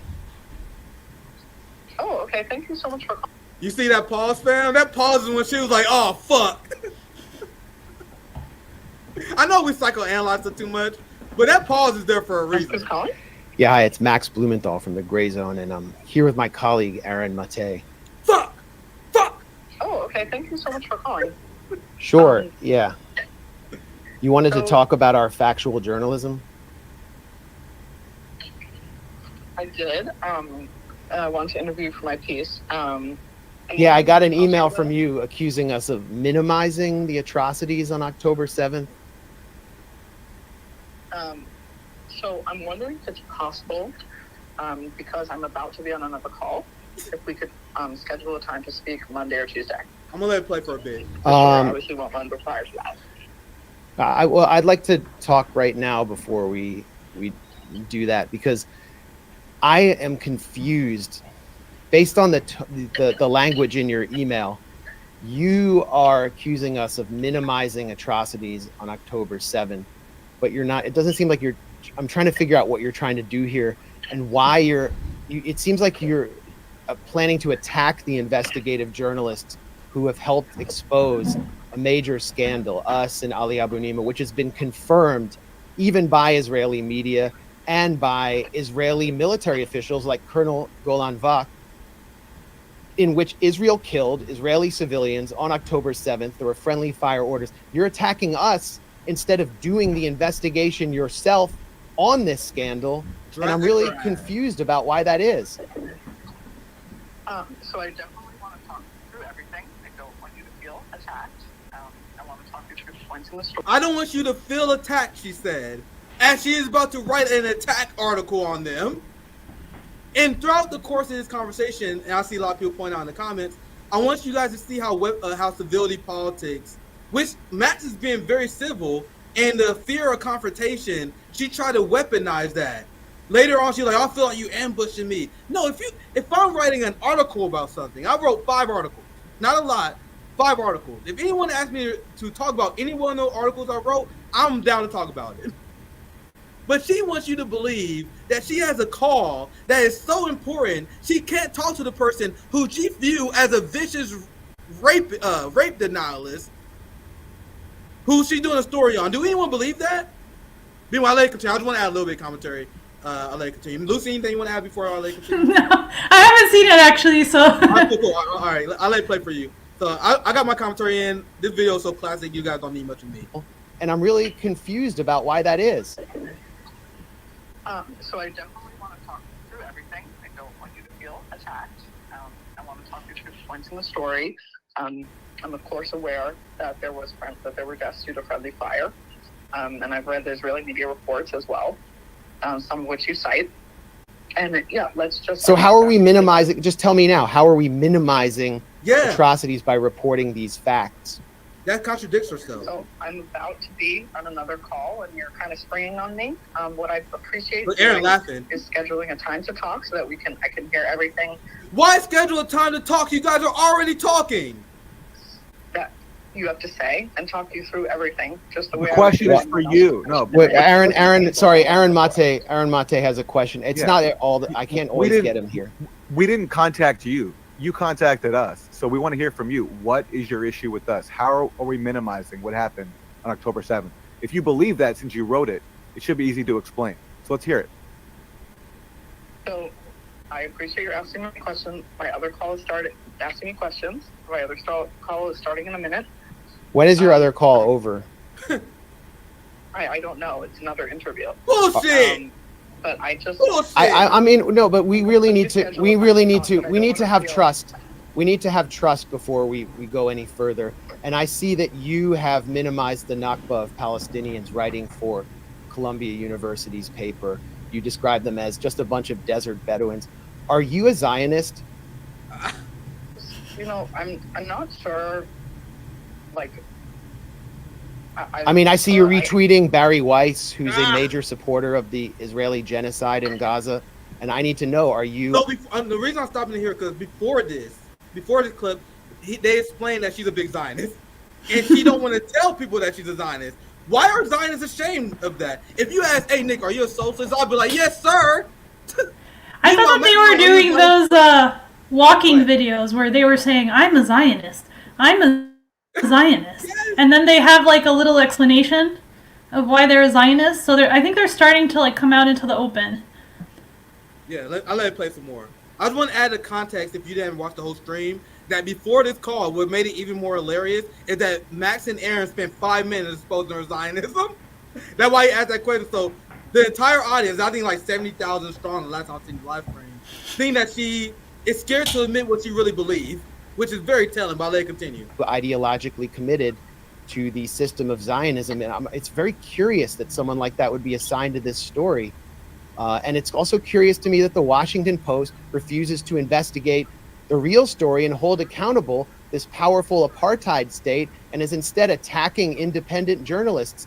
You are afflicting the afflicted and comforting the powerful, as the Washington Post has traditionally done. So why?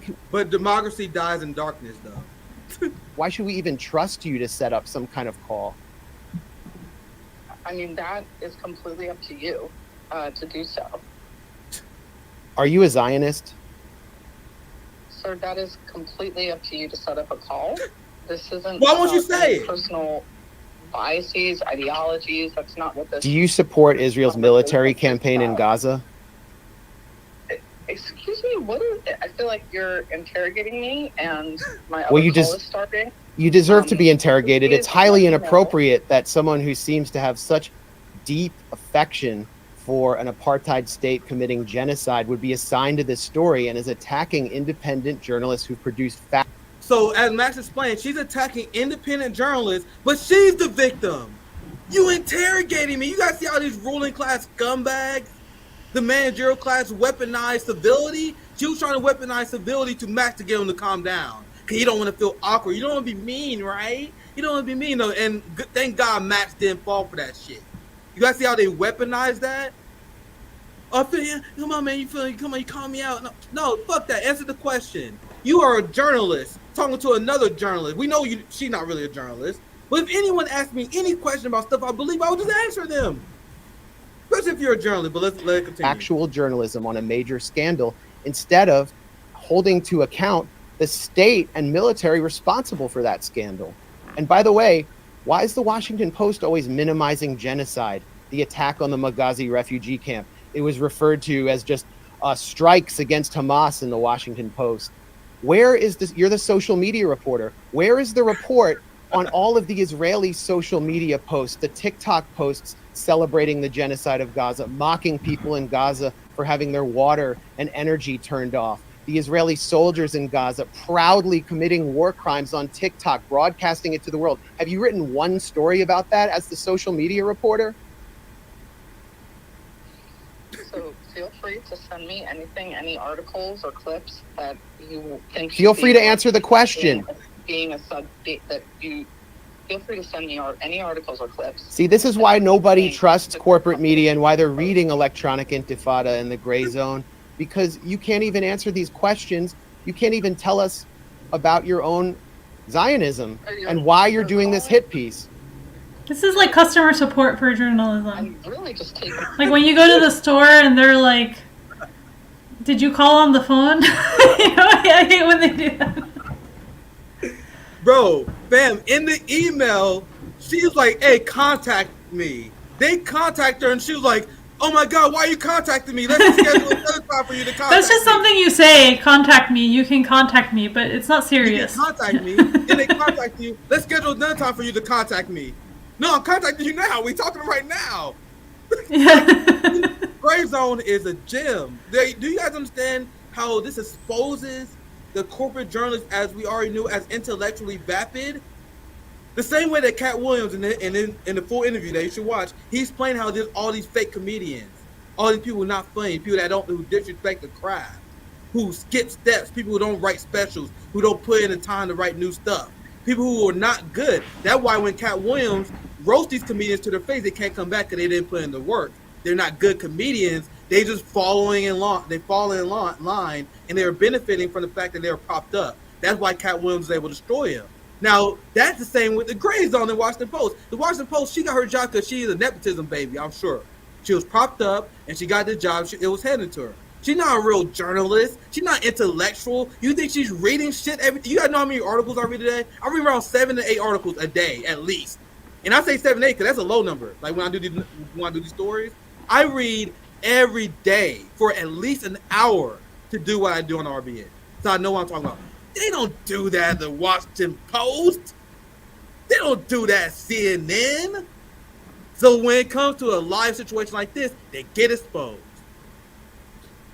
That's why the leftist mafia, despite David Figueiredo and the Rational Natural, they got hundreds of thousands of subscribers. They get less views than Sabby Sabs. You know why? Because David Figueiredo and the Humans Report, they can do a good 10-minute scripted video, Lucy.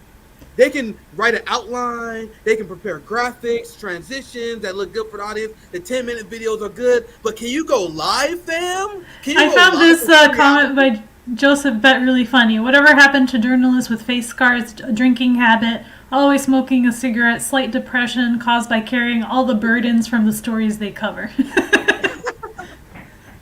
But you see, but the Humans Report, Kyle and all these people get way less views. Their live streams are pathetic compared to how many subscribers they get. Like, once again, Sabby Sabs whooped their ass, despite the fact that Sabby Sabs got like 10 times less subscribers than them. Because they're not good at politics. They're good at making a PowerPoint presentation. But if it's a live dynamic conversation, you will never see these people in a 3-hour conversation. We gotta cut our shit short because we got so much stuff to say. Because we're so engrossed. The same thing with the Washington Post reporter. She can't hang with someone with Max in a freestyle conversation. Talking about this stuff. Meanwhile, I didn't make my point. I'm sorry, I'm belaboring the point. We almost done. The video almost done. Let's wrap it up. Why? I'm taken aback. Okay, well, I apologize for being taken aback, but I feel like the next step, the natural step that anyone does when one is interviewing a story subject is for anyone who's mentioned or has a reference in a story, is to talk the whole thing through, to schedule a time and talk it through. So that's all I'm saying. You didn't even ask me in the email to schedule a time or talk it through. So I apologize. You could have sent questions. Because I'm running late to another call. So I'll send a follow-up email to your email with suggestions. So you guys know why she didn't do those things that Matt said she should do? Because the email is a pretext.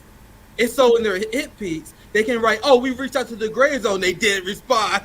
Look, they didn't respond. So because the plan is they don't count on you responding. And even if you do respond, they may ignore you. That's why she paused when she answered the phone, because she was like, she didn't expect them to call. That's why she did it, but I'll let it continue. But that's a very important point to make. Do you still believe that Palestinians, that the people of Palestine were just desert Bedouins before Israel? Okay, Liza. She hung up on them. So that's Aaron Mate bringing up the receipt that they talked about earlier. I'll play it again because I made a comment. I mean, as if there's anything wrong, first of all, with being a desert Bedouin. Right? Like, as if there's anything wrong. And actually, I'm surprised, like, their whole justification, you know how they're constantly saying now, like, oh, we should push the Palestinians into Egypt. Well, if you do that, you're running into another group of people that live there. It's not like it's empty. There's Bedouins that live there. So, if you run into the Bedouin population, you're actually, like, ruining their way of life. Because you'd have like 2 million people in the middle of the desert, and resources are scarce in the desert. The desert doesn't hold like the same population as like areas near the Nile or like near the Mediterranean Sea. So you can't just like shift people around like this. This has consequences. When I was watching this live stream, I watched this live. When I was watching this live, I was shocked that she lasted as long as she did, 6 minutes. Well, about 5 once she counted filler, right? The second that Aaron brought up what she said, I knew that despite how long she lasted before, I knew she was gonna hang up the second that Aaron Mate was done. Listen to this part again. Talk it through. So that's all I'm saying. You didn't even ask me in the email to schedule a time or talk it through. So I apologize. You could have sent questions. Because I'm running late to another call. So I'll send a follow-up email to your email with suggesting some times. Does that work? Do you still believe that Palestinians, that the people of Palestine were just desert Bedouins before Israel?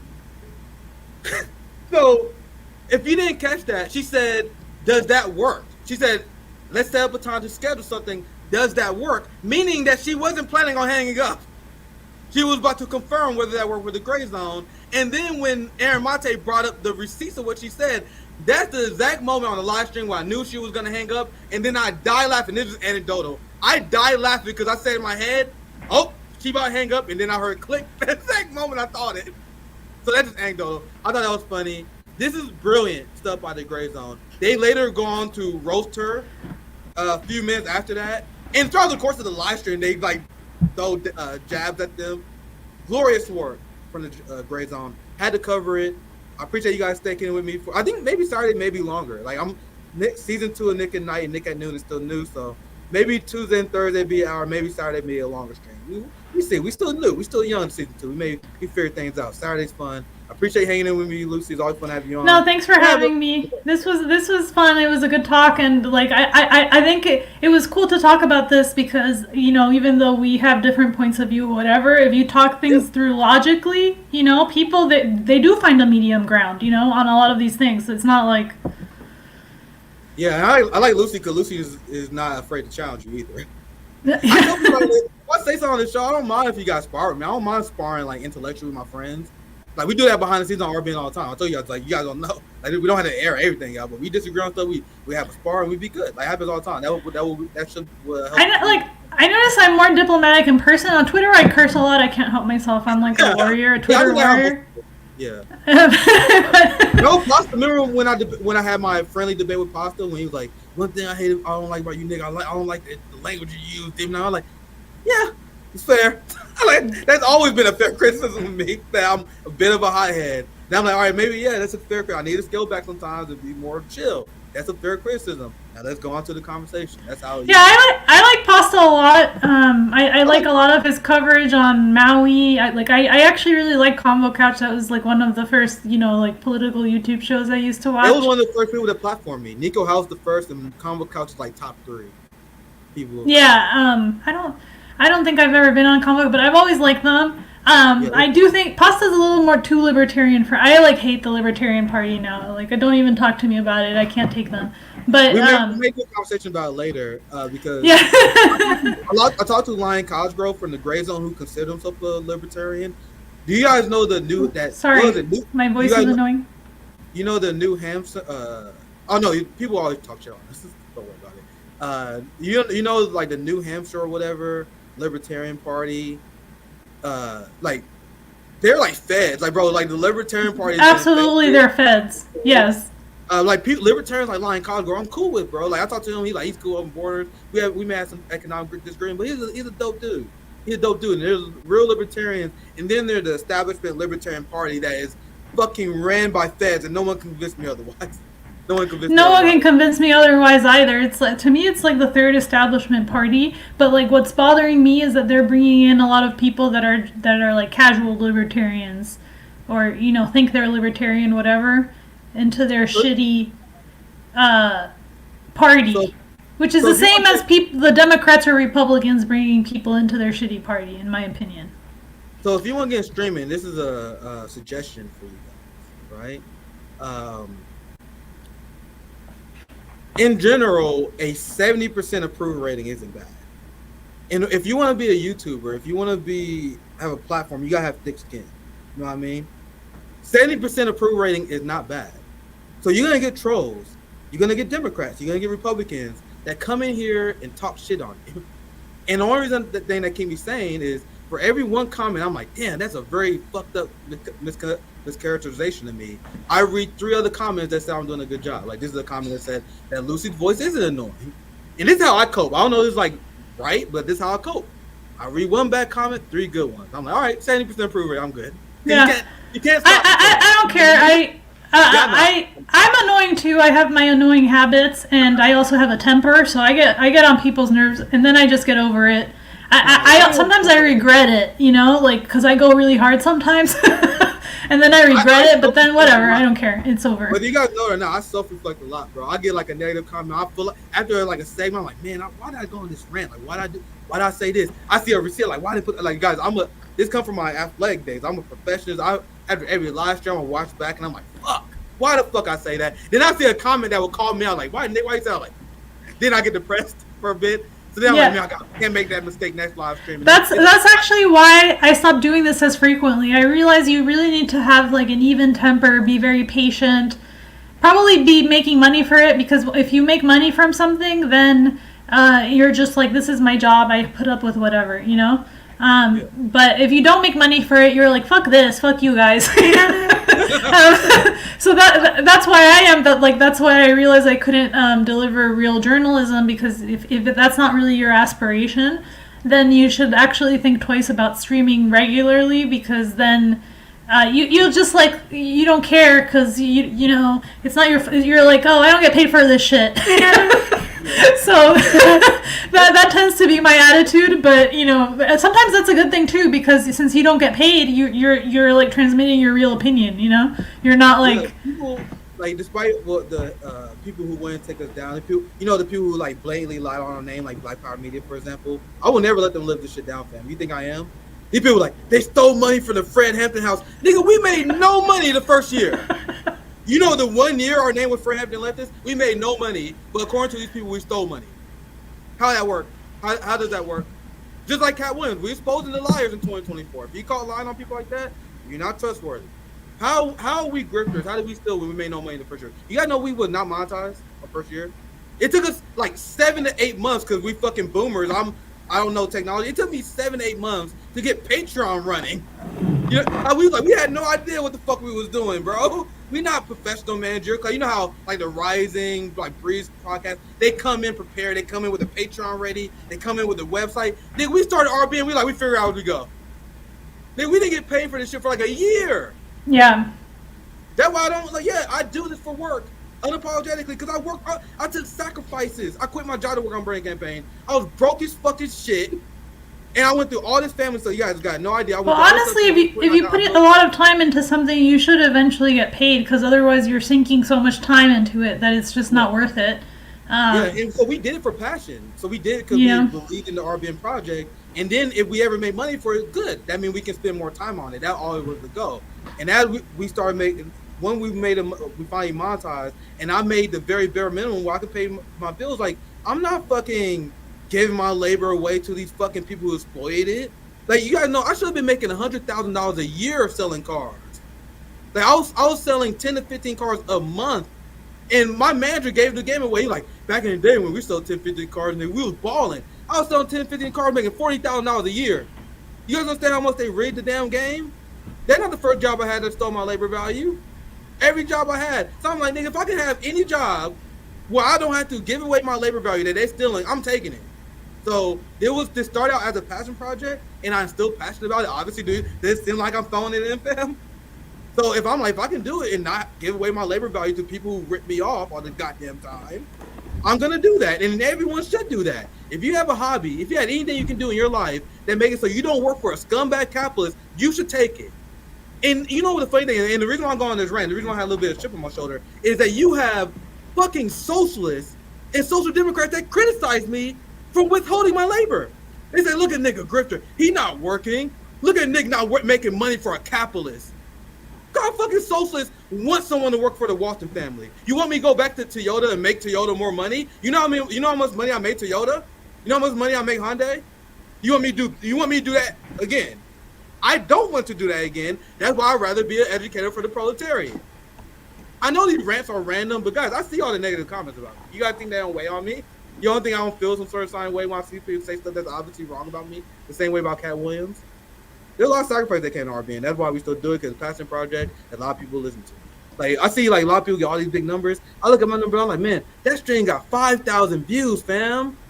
5,000 people saw me rant about radical politics. I would never imagine that a day in my life.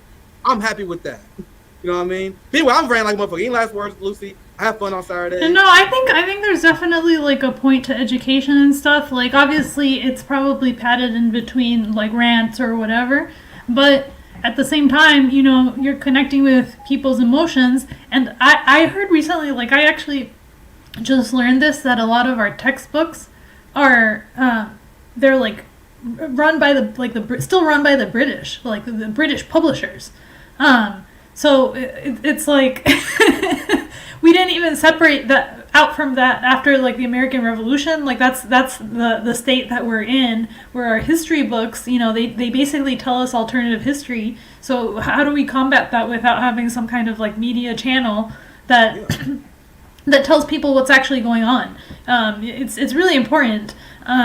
Maybe there's kind of hard right now for you guys with the competition, because there's like so many people trying to be an online sensation, and I do think there's like problems with that too when everyone's trying to be an online sensation, but I definitely think it's necessary. And when you guys came, there wasn't even like for example, I really like Grayzone, but there wasn't even really a model where people tried to combine mutual aid and a YouTube channel.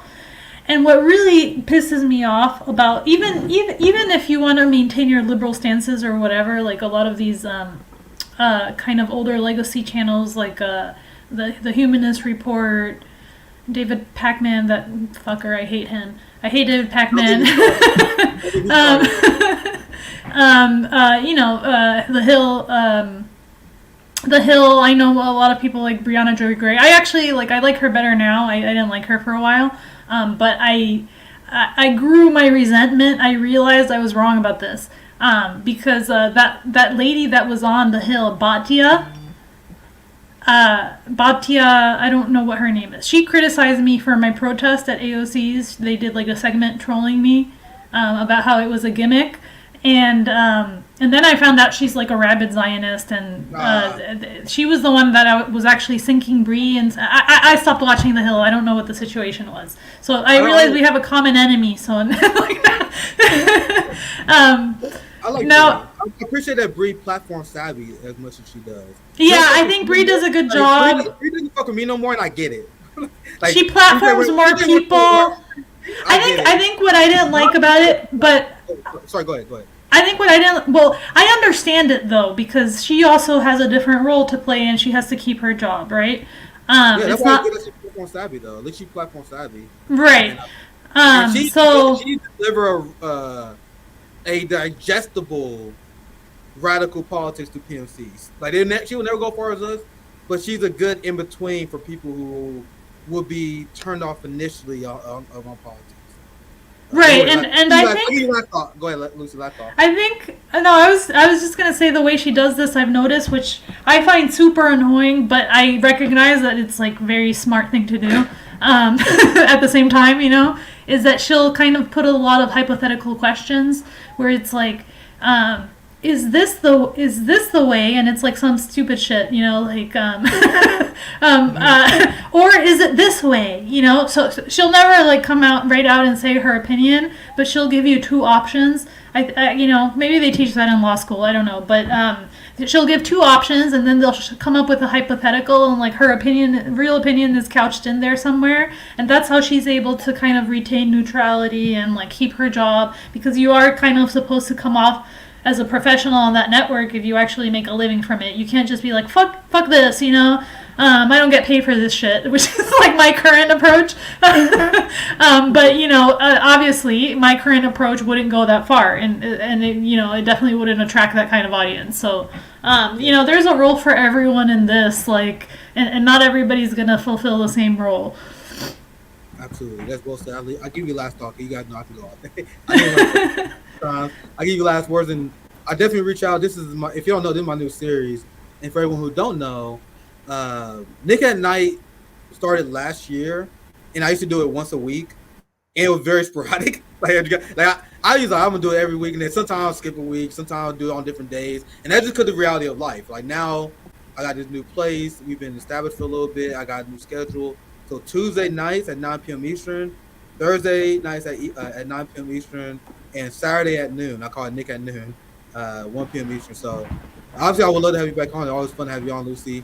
Make sure you guys check us out at that schedule. You guys know they don't send notifications. People talk about it all the time. So don't expect to get a notification from our channel. That's just the reality. As much as I want to say, hit the bell, hit the like, they fuck us up, man. None of that shit fucking work. Like our algorithm, and people leave comments on it all the time. There's a guy DM me that said I've been unsubscribed multiple times since October. It is what it is. CJ did analysis. Our views was cut in half since October because we scared of the drug lobby. All this bullshit. It is what it is. So I'm just asking as a favor. Like, just remember, if you enjoy the show, I'm live Tuesday and evening, Thursday evening, Saturday at noon. If you want to check me out, don't rely on the notification because that shit's not going to come. So, Lucy, I'll give you the last word if you want to say anything, if you want to plug anything. No, I'm good. You know, press the like button so that Nick can get the algorithm up, and I'll see you guys next time or whenever that is. Yeah, have a good one, guys. Have a good one. All right, bye.